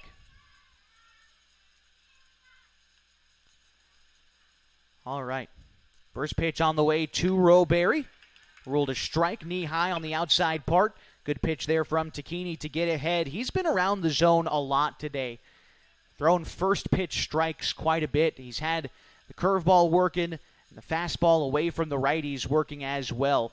The 0-1 home, he goes fastball away again. That one just missed off the outside part, but the count is even to Rowberry, 1-1. Go away with the fastball, and then he's gone front door with the curveball a couple of times. Usually you like to see pitchers mix that up. You go hard in, soft away to try to get guys to chase, but whatever works on any given day, that's what you'll go with.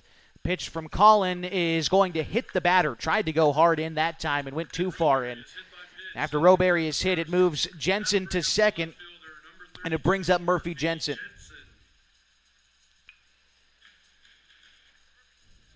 And going to give the batter a moment here to collect himself. It looked like it hit him up on the shoulder. And so obviously not intentional, of course, by Takini. Never would be. But still want to give the batter some time to collect himself. Didn't look too bothered by it, frankly, as Murphy Jensen gets ready to dig back in. 0 for 1 today as he struck out back in the second inning.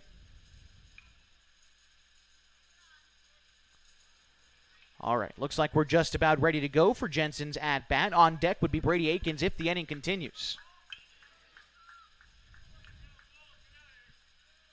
Takini back to working out of the stretch as he's had to do since the leadoff walk. But again, he's thrown well out of the stretch. There's been a base runner in all but the second inning. It's that pitch on the outside part just below the knees. Takini, the catcher, might have bought a strike there for his cousin on the mound. A good frame-up job. And Colin works ahead here 0-1. Comes set again. And the pitch. After he takes a look out at second, now he motions home, and the 0-1 is fouled off. Count is 0-2 to Murphy Jensen.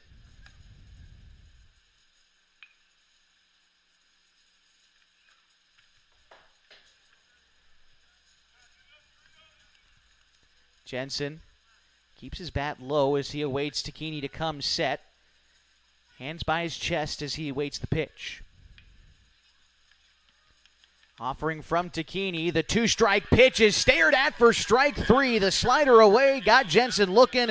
Second time he's gone down on strikes today, and that will end the fourth inning. The Falcons cling on to a 2-1 lead as we go to the bottom half of the fourth next on mybasin.com.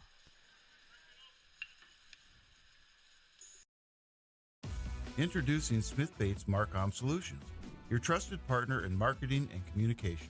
We specialize in crafting compelling campaigns, eye-catching graphics, and impactful branding materials. Smith Bates is like working with dependable friends. They always help us build our professional image. Through the innovative strategies that the team at Smith Bates suggested, we've been able to give the brand at Calor the boost that it desperately needed. Unlock your potential with Smith Bates Marcom Solutions. Rob, why do you think so many families choose Subaru here? Because they're built for real life here in Southern Oregon. All-wheel drive, safety, and room for everything from kids to camping gear. And we've got Subarus in stock, ready to go when you are. Plus, we're locally owned and deeply involved in the community. When you buy from us, you buy from a dealership that supports Klamath Falls. Stop by and say hi. Friendly, local, and easy to work with. That's us at Klamath Falls Subaru, right on Washburn Way.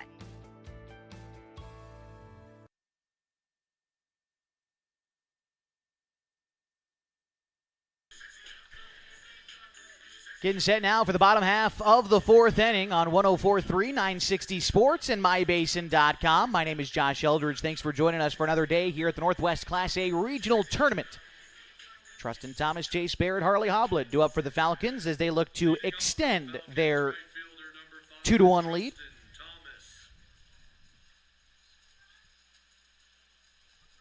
Thomas, his last time up, laid down a sacrifice bunt and reached second on a throwing error. So far, no official at-bat for Trustin yet.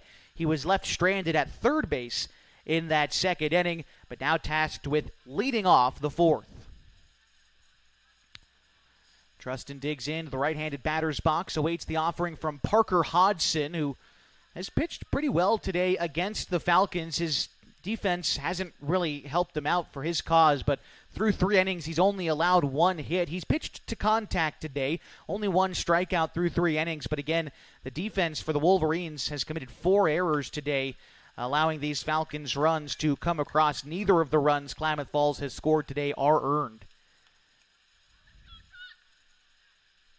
Hodgson looks in, gets the signal from Jet Jensen. And here's the pitch. Thomas takes a strike. I believe the count is 1-2 here to Trustin. There's our signal from the umpire to confirm that. 1-2, the count to Trustin Thomas to lead off the bottom of the fourth inning. Hodgson, no windup for him as he delivers the pitch and it misses away. Count is 2-2. There's only one drawback for Hodgson to this point. It's been the pitch count. He's about to throw his 52nd pitch. And this one is hit to center field. Moving in is Akins. And he makes the catch. And that's one gone here in the fourth inning. I suppose if you're just going to ride him out until he can't throw anymore, then 52 pitches isn't really too bad. But you'd like to see him, I'm sure, be a little bit more efficient. Through 52 pitches, he's thrown at 29 strikes. Faced 15 batters. Like I said, all things considered, a good start today for Hodgson. But if there's anything you'd like to see better, it's trying to record some of those outs sooner into that at-bat. After 1 gone in the inning, brings up Chase Barrett. Bouncer to the left side. Up with it is the third baseman, Jagger Jensen. He overthrows the first baseman, but his foot comes back down on the bag in time. Nice job by Rouser to secure another tough throw. And after the 5-3 putout, brings up Harley Hoblet. Hoblet also grounded out his last time up. That was in the second inning.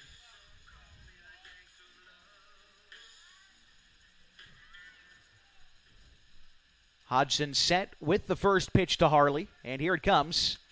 A fastball finds the inside part. 0-1. The count to Hoblet. And I see some of the Olies start to file in here today as they've got the next game up this morning.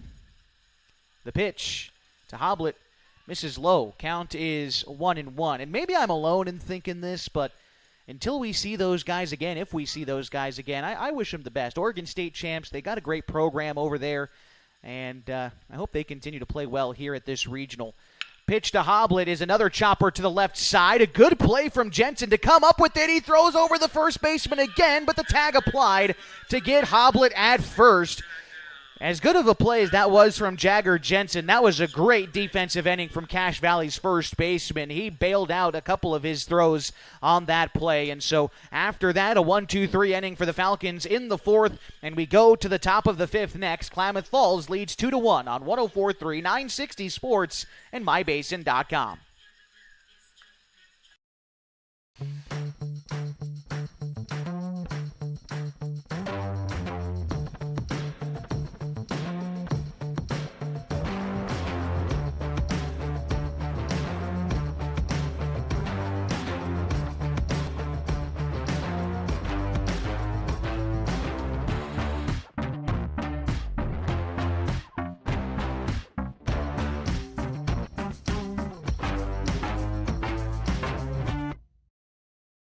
The Klamath Basin is beautiful, from shimmering Klamath Lake to rich farmlands to the historic downtown. And with an average of over 300 days of sunshine every year, the Klamath Basin is a great place to be. We here at Basin Media Active have been supporting this community for many years, keeping it entertained and informed with friendly faces and familiar voices. You can stay up to date with the latest news, weather, stream live local sports, and check out our community calendar, all on our website, mybasin.com. And you can download our app for free in your app store right now. Basin Media Active, local community engaged.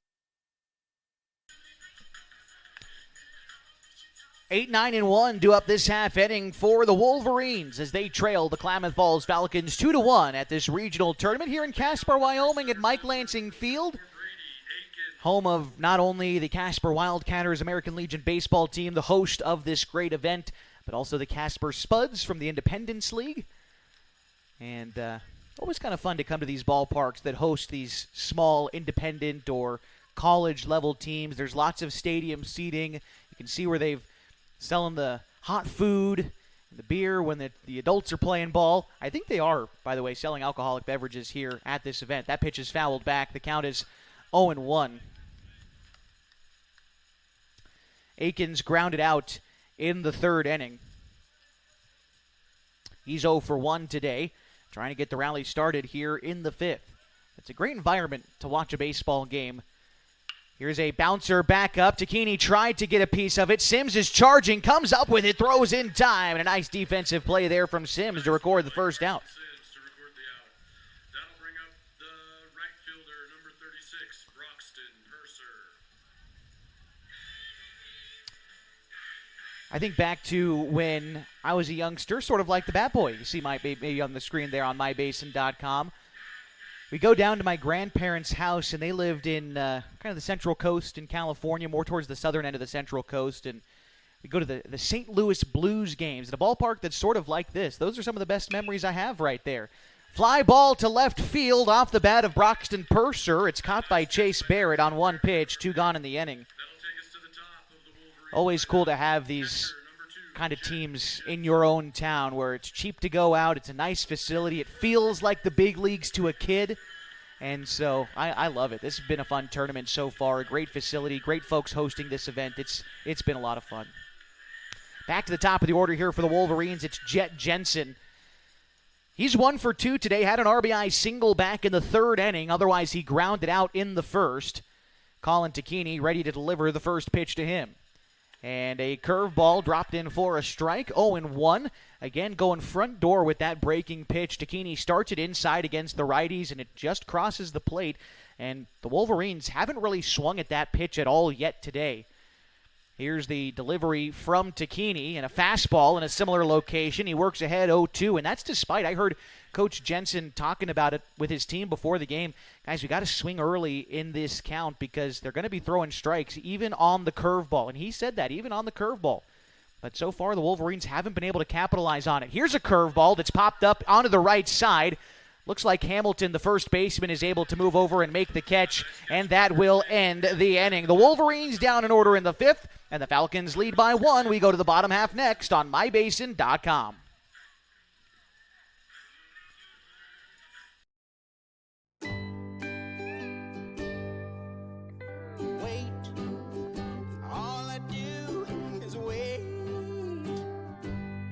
So lonely, I just sigh and moan. Seems like I've been away forever.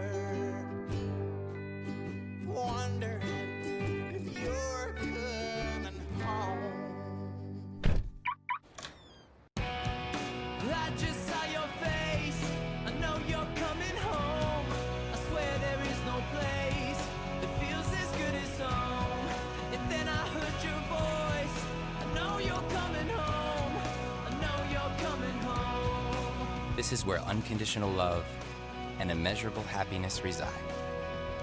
This is home. Coldwell Banker, where home begins.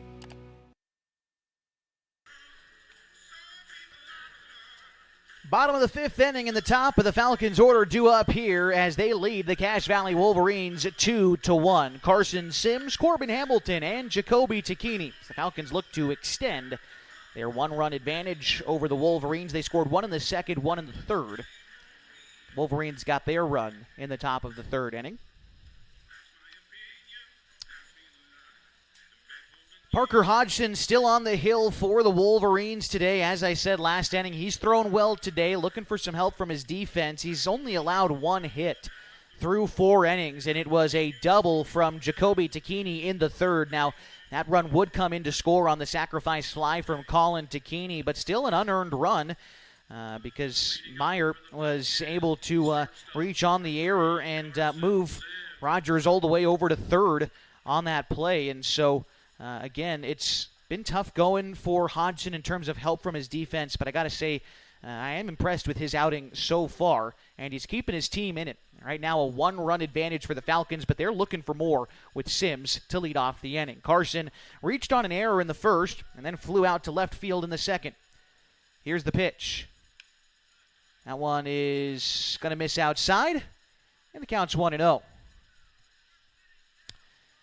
Sims on the season, a .374 hitter in the leadoff spot, trying to lead off this fifth inning. He shows a bunt, pulls back, and the pitch is called a strike anyway. Count is 1-1. It looks like we're starting to maybe get some movement in the Cache Valley bullpen. I see someone jogging out there. I'll try to clue you in on who it is in just a moment. And the pitch on the way to Carson Sims is going to miss low and away, 2-1. See, I think it's Miles Ellingson going out there. See the other guy holding catcher's gear. So I'm going to guess Miles is the one who's going to warm up to throw. Miles Ellingson in the bullpen for Cache Valley. The 2-1 home to Sims is waved at and missed. 2-2. Sims a little bit out in front of the off-speed pitch on the inside. And now there's 2 strikes on Carson. Carson, another guy, by the way, I talked about earlier in the broadcast, the arcade games last night at Pizza Ranch. I don't think I saw Carson at all either. Here's the 2-2. Sims pokes one out towards second base. It's a slow roller out to Rampton, and he makes the play in time. And there's one gone in the fifth.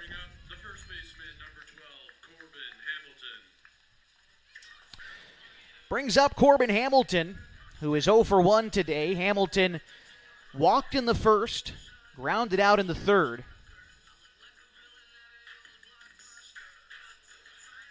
Was left stranded in scoring position when the Falcons left the bases loaded in the first. As he takes a first pitch slider below the knees for a ball, 1-0. Jet Jensen tried to frame that one up for the home plate umpire. I thought he did a pretty good job, but the home plate umpire not biting, and the count is 1-0 to Hamilton. The pitch in. That one nearly hit Corbin. He ducked out of the way of it, and the count is 2-0. After Corbin, in the order is Jacoby Tacchini. Corbin this season is third on the team in average, a .438 hitter, 10 extra base hits on the season, and he takes a ball below the knees, and he works ahead here 3-0. Hamilton leads the team in walks. He also leads the team in strikeouts, but here he works ahead 3-0. And he works a walk. Hamilton aboard.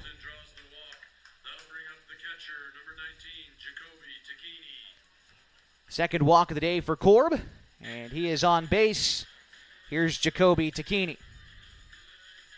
Jacoby struck out in the first, but he doubled in the third, and although he was removed in favor of Max Rogers as a courtesy runner, Rogers would come around to score a run, as I said, in that third inning. So again, Tacchini's getting on base and helping his team score runs. Here, with one out and a runner on, he steps in against Parker Hodgson.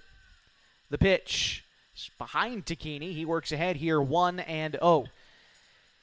Jacoby, now in his third year with the Falcons, I mean, this has been one of the most impressive seasons I've seen in my short time doing American Legion baseball. This is only my 7th year working American Legion baseball at any level for any team. I spent a couple of years in Grants Pass with the Grants Pass Nuggets before moving to Klamath Falls. And of all those years, Jacoby Tacchini is putting together maybe, like I said, the most impressive season I've ever seen at this level as he takes a pitch outside 2-0. Now, I know that's, again, like I said, small sample size, but from his hitting output to his leadership in the dugout to making his pitchers feel comfortable, I've heard from multiple guys who aren't Henley guys throughout the season that come in and they start having Bobo catch for them, and they say that he makes them a better pitcher. He instills that confidence in them, and when you take into account that, as well as leading the team in average, leading the team in OPS,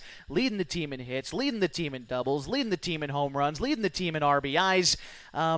It's just the most complete season I've seen. And so we have a meeting on the mound here for Cache Valley, and it looks like there might not be a pitching change just yet, although might be giving Ellingson some time to warm up. Like I said, he was out there throwing at the beginning of this inning, and now the home plate umpire going to go up and break up the party out there on the hill. And Hodgson is going to stay in the game for now. The count is 2-0 to Jacoby Tacchini, with a runner on first being Corbin Hamilton and Ian Meyer due up next.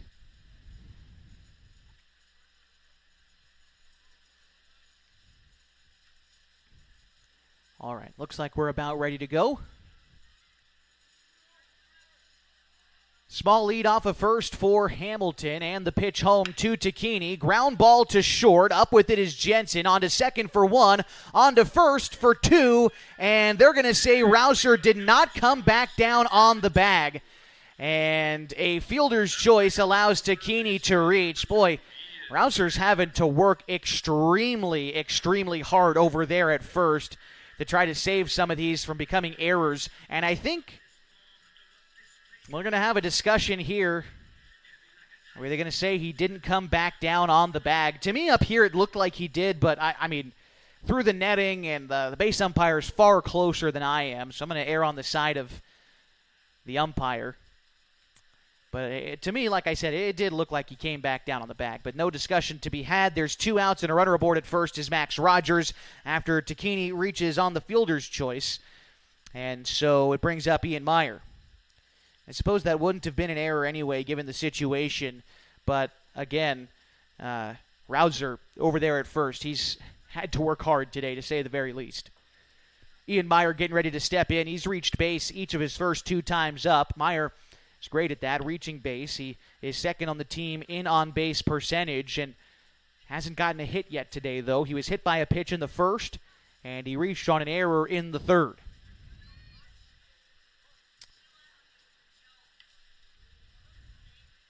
Move over to first, and a throwing error again. Rouser couldn't bail out his pitcher this time. Rogers turns for second, now is going to third, and the E1 puts Rogers all the way to third. 5th error of the ball game for the Wolverines. And got to agree with the PA guy there. Rogers has been running his heart out this tournament for Tacchini. And, man, another error there. That hurts Hodgson. Meyer, a base hit, certainly scores a run here. Meyer, 55 RBIs on the season, second on the team in that metric, and second on the team in hitting, 474 for Meyer. Here's the pitch. Meyer takes one upstairs for a ball. 1-0. After Meyer, if the inning continues, it's Colin Tacchini. Here's the pitch. This one is a ground ball up the middle and through, a base hit. Meyer with an RBI single, and the Falcons now lead by a pair. It's 3-1 in the bottom of the 5th inning.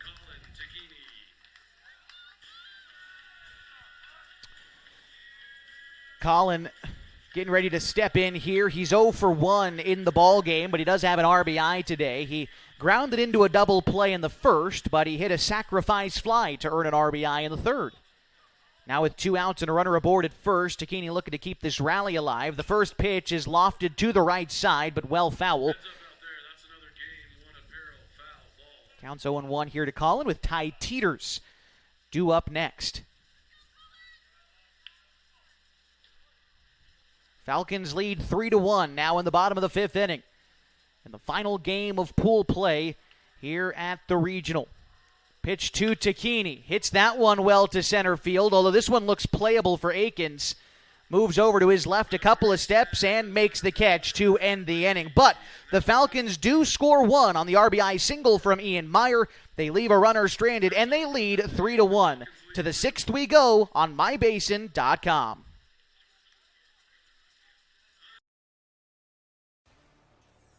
Come on in. Hey, I'm Jason with Elevate Physical Therapy, Fitness and Performance, and just a little bit about us. So we started in March of 2020, opened right before COVID hit. It's been a wild ride. So one of the things I'm super passionate about is this idea of being guides or think about like a map and compass. If you think about our job as physical therapists is to take a person who's had an injury and help them kind of go from point A to point B. And everybody's journey is different. It's never a straight line. It's nice to have someone that's been there, that's walked that path before many times. And so we see it as our honor and privilege to be able to walk with patients through those little steps along the way of getting back to doing the things they love. So to get a hold of us at Elevate, you can call our number at 541-887-2030. Check out our website, elevateptfp.com. Or check us out on Instagram, shoot us a message.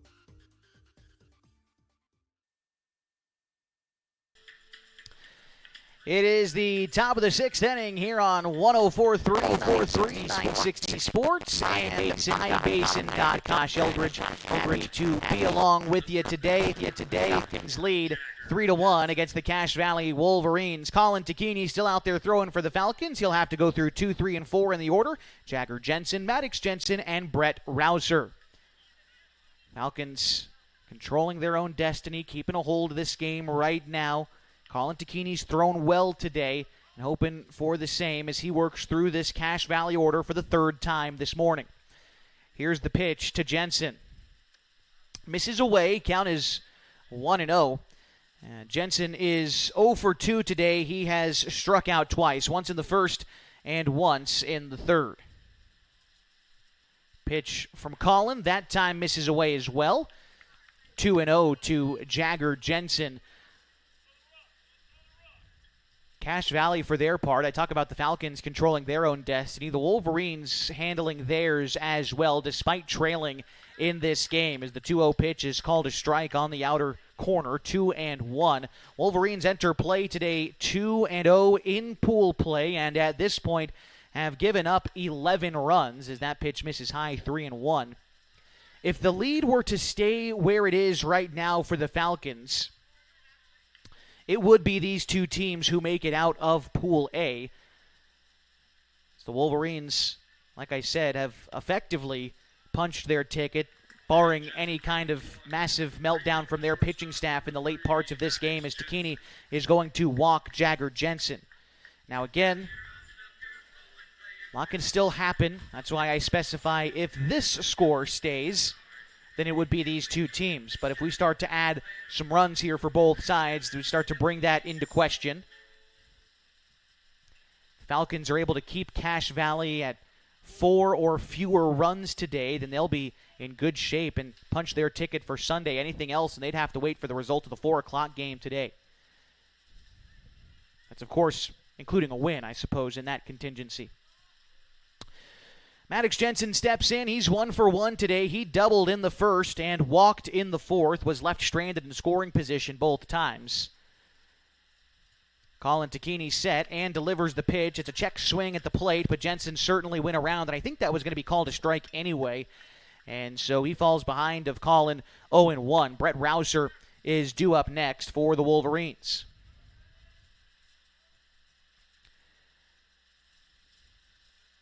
Move over to first. Corbin picks that one out of the dirt. And saves that one from getting away and allowing Jensen to maybe advance. Jagger Jensen aboard at first. Maddox Jensen at the plate. And here's the pitch from Tacchini. That one is a rocket shot to center field. Hoblet going back near the track, makes the catch. A deep fly ball safely in the glove of the center fielder, and there's one out in the inning. And it brings up Brett Rouser. Got to give some credit to Rouser, as I have on the defensive end throughout today's broadcast. He is 0 for 2 at the plate, but his effort on the defensive end at first base is probably the reason why this is a 3-1 game instead of maybe a 5 or 6-1 game. He's saved a couple of not too good throws from getting away from him, coming off the bag, applying tags. He's been a really good defensive first baseman today for Cache Valley. Here's the first offering to him to get going here in the sixth. He takes a strike with one gone and a runner on. Jagger Jensen still aboard after the leadoff walk, and Rouser takes the off-speed pitch for a strike. Like I said, he flew out in the first and flew out in the fourth. Colin Tacchini set and delivers home. Rouser takes strike two. Same pitch, same spot. Fastball away, and Colin works ahead 0-2. On deck after Brett Rouser is C.J. Rampton. Jacoby Tacchini sets the target, gives the signal. He calls for a pickoff move over to Jagger Jensen at first, but Jagger is back safely. Colin has already picked one runner off. It was back in the third inning. He's got a good move over there. Comes set again with the 0-2. Rouser chokes up in the box, and the delivery home is fouled off. He sticks around.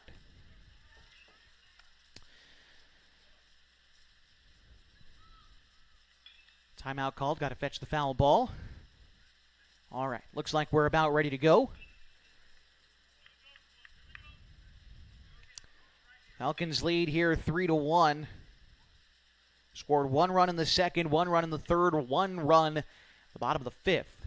Now here we are, top six, and Cache Valley trying to get themselves back into this one. The tying run is at the plate in the person of Brett Rouser, but he's in an 0-2 count. Another move over to first. And again, back safely is Jagger Jensen.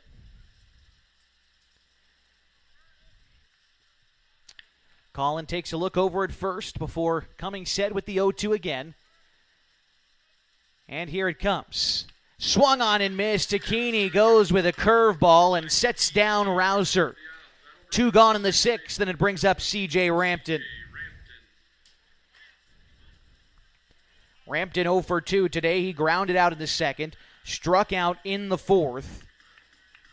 And Colin trying to keep that runner stranded over there at first base and maintain this 2-run lead. Try to add some insurance in the bottom half of the sixth. If you're curious for the Falcons, who's due up, it's Ty Teeters, Trustin Thomas, and Chase Barrett. Pitch into Rampton. That one looked to be an off-speed pitch of some variety. Looked more like a slider. Regardless, knee-high on the outer third of the plate. Strike one to C.J. Rampton. Cale Roberry is on deck for Cache Valley if the inning continues. Collins set, throws over to first. Runner back safely.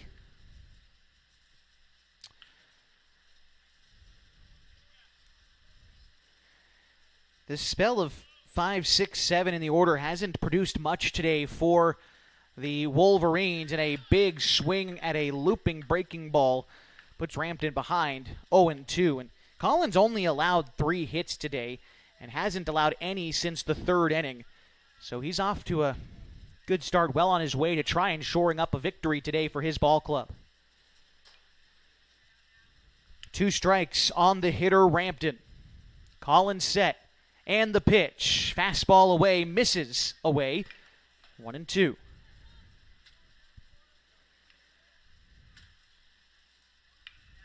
Big gap on the right side of the infield with Hamilton holding the runner.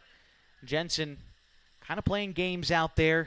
Timeout is called. I think Tacchini stepped off, and I think Rampton also called time at the plate. Like I said, those Jensen boys, any one of them, they take aggressive secondary leads. Tacchini's been keeping tabs on them this morning. Here's the 1-2 pitch. Curveball, chopper to the left side. It winds up foul. Count remains 1-2.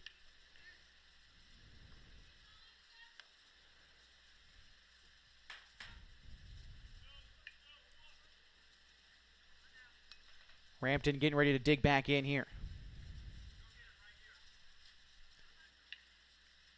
Wind continues to blow out to right center field today as the temperature increases up to 88 here in Casper this morning. Another move over to first, just trying to keep Jensen close.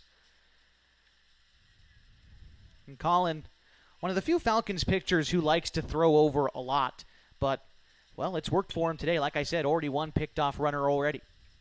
The pitch in, runner on the move. Curveball swung on and missed. It won't matter. Strike 3. And down goes Rampton. Takini gets back-to-back Ks to get out of the 6th inning, and we go to the bottom half next. The Falcons a 3-1 lead on 104.3, 960 Sports, and MyBasin.com.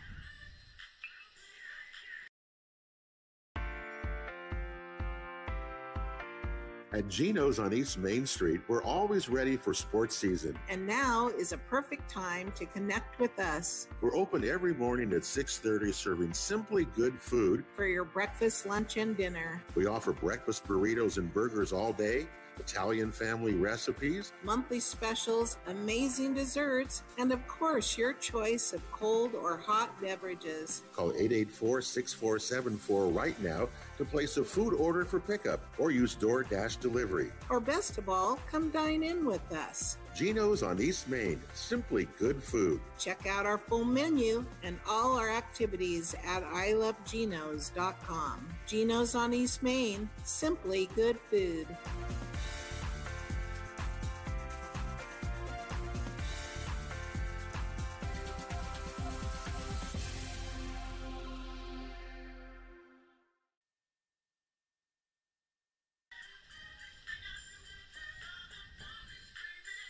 Ty Teeters, Trustin Thomas, Chase Barrett do up this half inning for the Klamath Falls Falcons. Parker Hodson still working out there for the Cache Valley Wolverines as pitches here in the bottom of the 6th inning. Falcons lead 3-1. Looking for any insurance to help them out, shore up a win. But even more than that, the golden number today for the Falcons is 4, meaning allowing 4 or fewer runs. The Cache Valley is able to score, and they're able to do that. They're able to make it to the semifinals tomorrow. Now, of course, as they get ready to step in, shoring up a win is part of that as well. So any runs that they can add here would go a long way in making sure that they grab a win. First pitch to Ty Teeters is going to miss low. The count is 1-0. Ty already today is 0 for 1. He walked and scored in the second to go along with a flyout in the third. Takes a firm fastball on the outside corner for a strike. 1-1 here to Ty Teeters. And again, Trustin Thomas waits on deck. Here's the pitch home. Teeters rattles one foul. Coach Joe Tacchini with the gold glove play in the first base coach box. All right. Might have been able to turn 2 on that ground ball, Coach. Teeters digging back in. Outfield shaded a bit to the right. And the pitch. Misses high to Teeters. Count is, I believe, 2-2.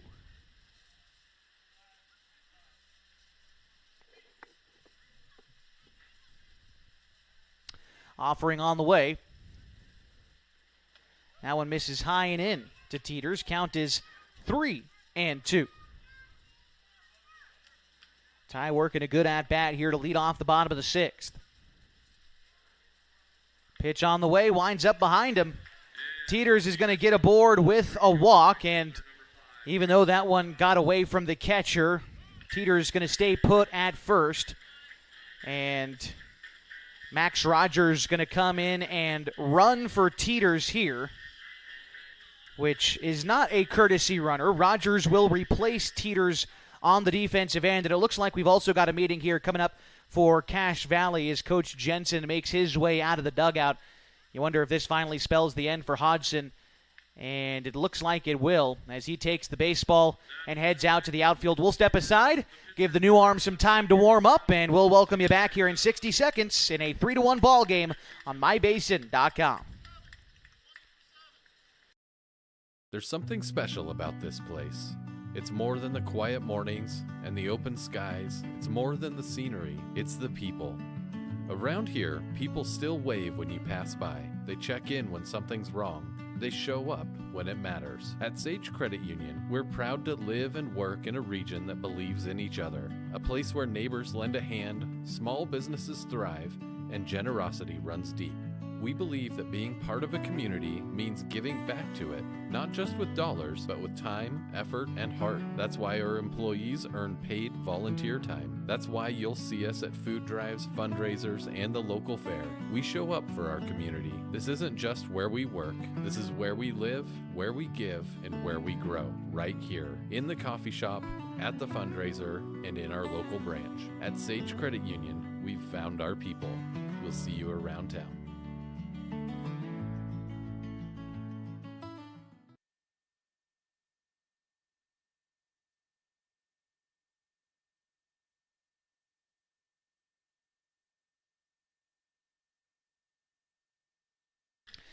New pitcher into the game for the Cache Valley Wolverines is Miles Ellingson.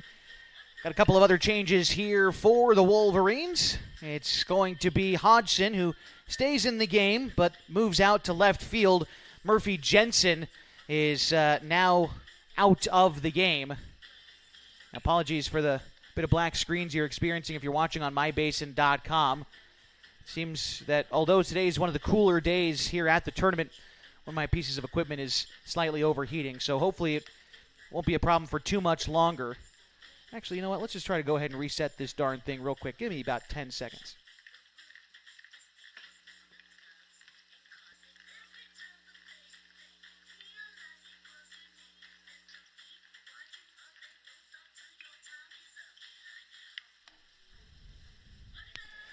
First task for Ellingson out of the bullpen is going to be Trustin Thomas, then Chase Barrett, and then Harley Hoblet. At first base is number 20, Max Rogers. Number 5, Trustin Thomas at the plate. All right, Thomas getting ready to step in now. Trustin is 0 for 1 in the ball game today. He laid down a sacrifice bunt in the second inning and advanced to second on a throwing error. Otherwise, he flew out to center field. That was in the fourth inning. Rogers leads off of first. Thomas lays down a bunt, a well-placed bunt down the third base line. The throw is going to be late. Thomas is safe at first. The throw got away, and Rogers advances to third on that play. We'll send him to first. That'll bring up the left fielder, number 13, Chase. So Thomas, another sacrifice bunt, reaches first. Rogers, who came in to run for Teeters, never stopped going. And I think that throw got down the first base line a little bit, but it was backed up nicely. But Rogers still able to get to third. Runners at the corners, nobody out here for Chase Barrett.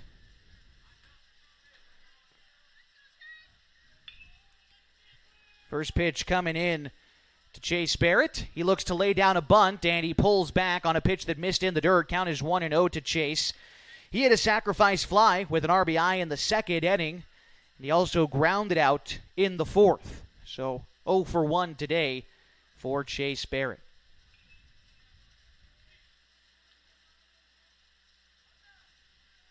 Set is Ellingson, and the pitch. Barrett lays down another bunt. This one's right out to the pitcher. Turns around to throw to second, then to throw to first, but nobody's home.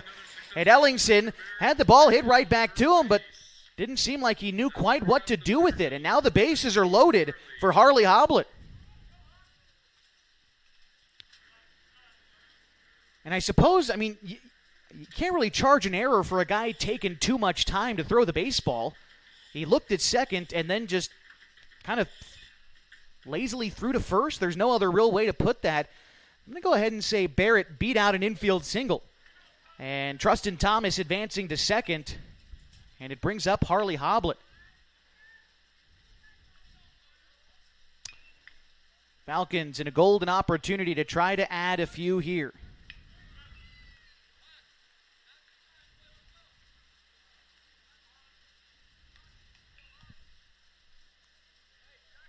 Hoblet today, though, 0 for 2. He's grounded out a pair of times.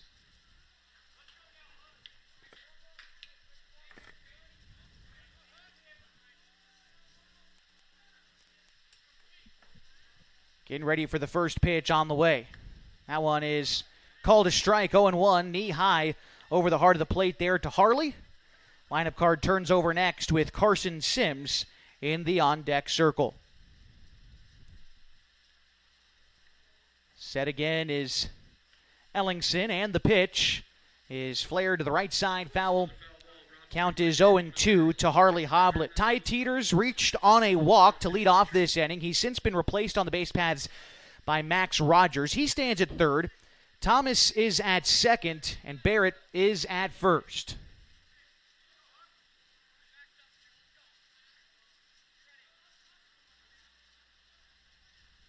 Here's the pitch. That one misses, gets away from the catcher. Rogers breaks for the plate and scores. And everybody else advances as well. Thomas to third, Barrett to second, and a run in. The Falcons lead 4-1.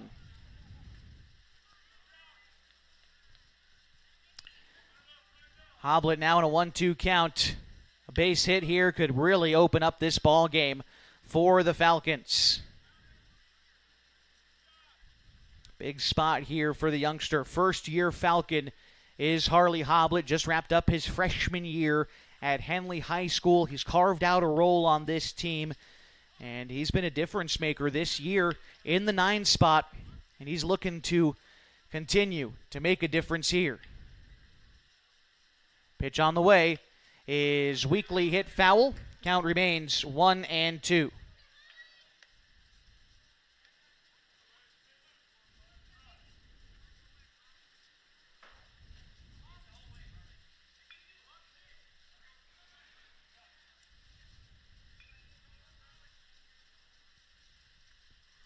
Pitch in to Hoblet is a grounder up the middle. The shortstop up with it. The throw to first is in time. They get Hoblet, but a run scores.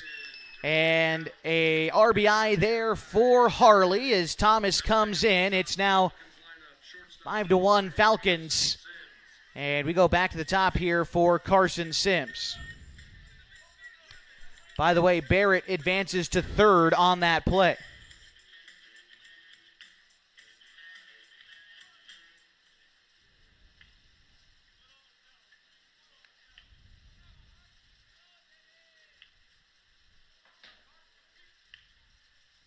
Sims 0 for 3 today, reached on an error in the first, flew out in the second, and grounded out in the fifth.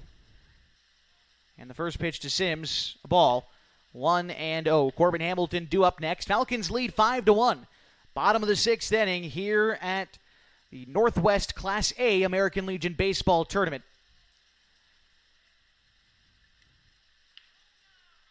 Final day of pool play, and the Falcons looking to punch their ticket to the semifinals. Sims lays down a bunt. The throw to first is going to be in time, but a sacrifice bunt scores a run, and the Falcons add another. They now lead 6-1 here in the sixth.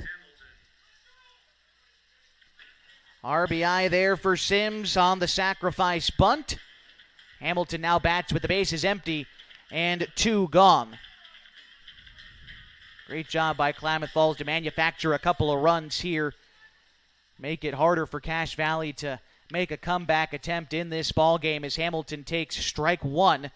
He's walked twice today and grounded out once as Hamilton. Set again is Ellingson, and the pitch is ruled a strike. Hamilton quickly down 0-2 as he watches that fastball catch the outside part of the zone. Ellingson looking in, comes set, and the pitch to Hamilton is a curveball that rung him up. A big bender that Hamilton looks at for strike 3. But the Falcons score 3 in the sixth, and they take a 6-1 lead to the seventh next on 104.3 960 Sports and MyBasin.com. What are your goals? To get stronger, move better, feel healthier? Whatever you're aiming for, Harbor Isles is here to help you. They have brand new cardio and strength equipment. Harbor Isles offers indoor tennis courts, 4 indoor pickleball courts, energizing group classes, expert personal trainers, and a friendly, knowledgeable staff ready to guide you every step of the way. No matter what your goals are, Harbor Isles has everything you need to reach those goals. Stop by and see the difference for yourself. Harbor Isles, lose those reins and get your gains. Are you an enthusiastic sports fan? Want to have fun and get in on the action? Heck, yes. That'd be awesome. Have great attention to detail? Want to stay active? Definitely. Want to give back to the student athletes in your community? Obviously, yes. Then you'd make an excellent high school sports official. We need more officials in Oregon, because with no high school officials, there are no high school sports. Sign up today at highschoolofficials.com.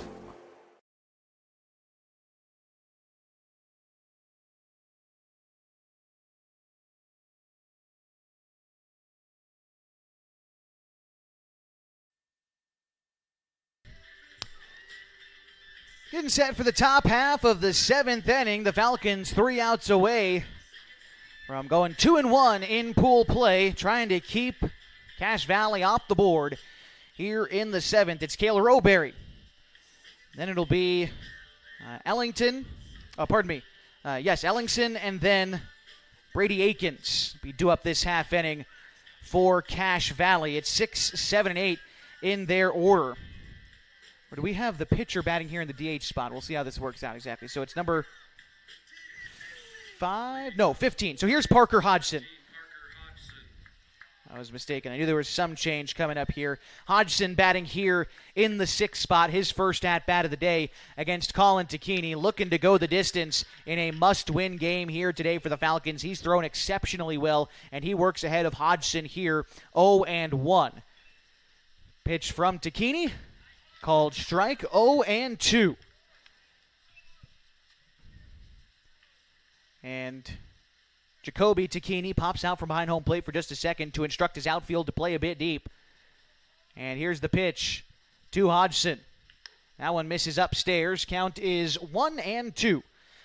The starting pitcher for the Wolverines now plays left field, would be on the hook for the loss today, unless his team can rally here in the 7th. The pitch from Takini is hit foul. Count remains a ball and 2 strikes.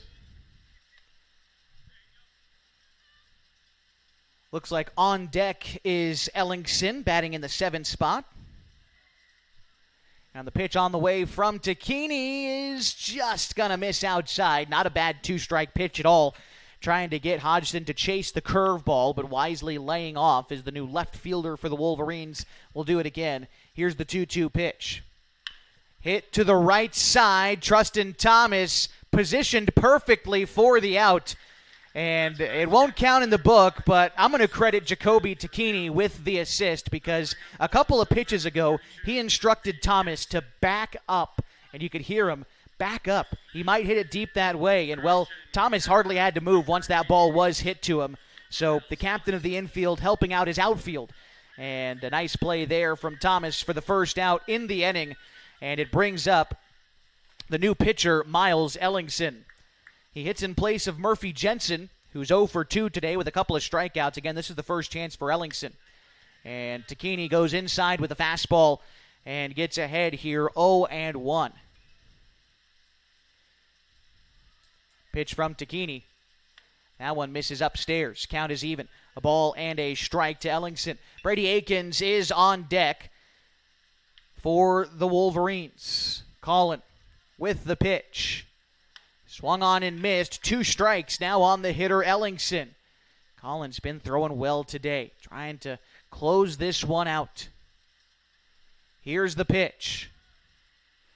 That one is strike 3 called, knee high, 2 gone in the 7th. Falcons 1 out away from a semifinal appearance tomorrow in the regional.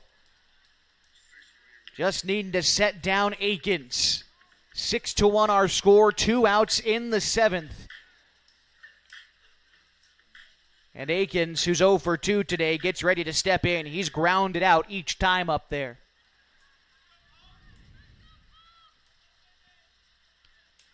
Here's the pitch from Takini.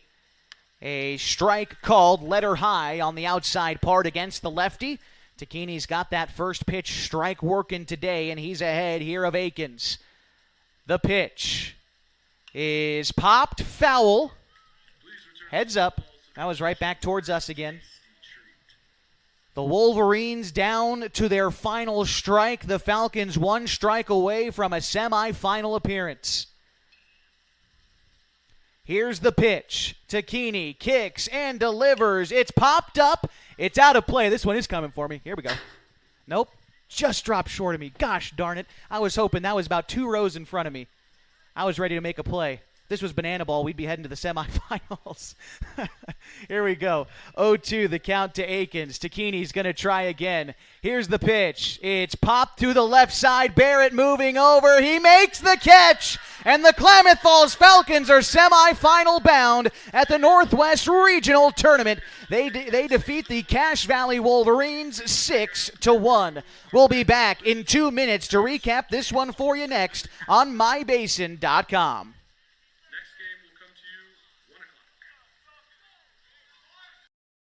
Are you an enthusiastic sports fan? Want to have fun and get in on the action? Heck yes, that'd be awesome. Have great attention to detail? Want to stay active? Definitely.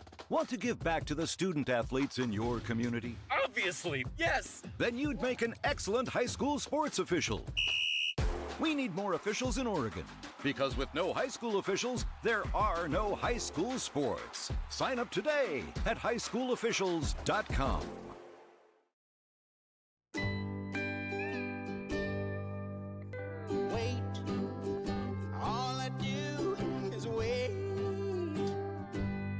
So lonely, I just sigh and moan. Seems like I've been waiting forever, wondering if you're coming home. I just saw your face, I know you're coming home. I swear there is no place that feels as good as home. And then I heard your voice. I know you're coming home. I know you're coming home. This is where unconditional love and immeasurable happiness reside. This is home. Coldwell Banker, where home begins. What are your goals? To get stronger, move better, feel healthier? Whatever you are aiming for, Harbor Isles is here to help you. They have brand new cardio and strength equipment. Harbor Isles offers indoor tennis courts, 4 indoor pickleball courts, energizing group classes, expert personal trainers, and a friendly, knowledgeable staff ready to guide you every step of the way. No matter what your goals are, Harbor Isles has everything you need to reach those goals. Stop by and see the difference for yourself. Harbor Isles, lose those reins and get your gains.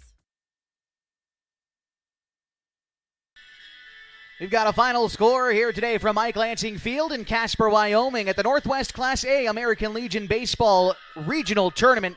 The Klamath Falls Falcons with a 6-1 win against the Cache Valley Wolverines, and in doing so have punched their ticket to the semifinals tomorrow. Before we talk about that, let's break down this game for you. Final line score, the Klamath Falls Falcons scored 6 runs. They only needed 2 hits. They were aided by 7 Cache Valley errors, who scored 1 run on 3 hits today. The winning pitcher in what might have been his best performance all season is Colin Takini, who pitched a complete game, 3-hit, 9-strikeout ball game. He gave up 1 run. It was in the 3rd inning. It was earned, but a fantastic outing for the Lakeview product. When the team needed him most, Colin Takini turned in his best outing of the season. The losing pitcher today is Parker Hodgson, who pitched 5 innings, gave up 2 hits, but 4 runs. 3 of them were unearned. He walked 3 and struck out 1.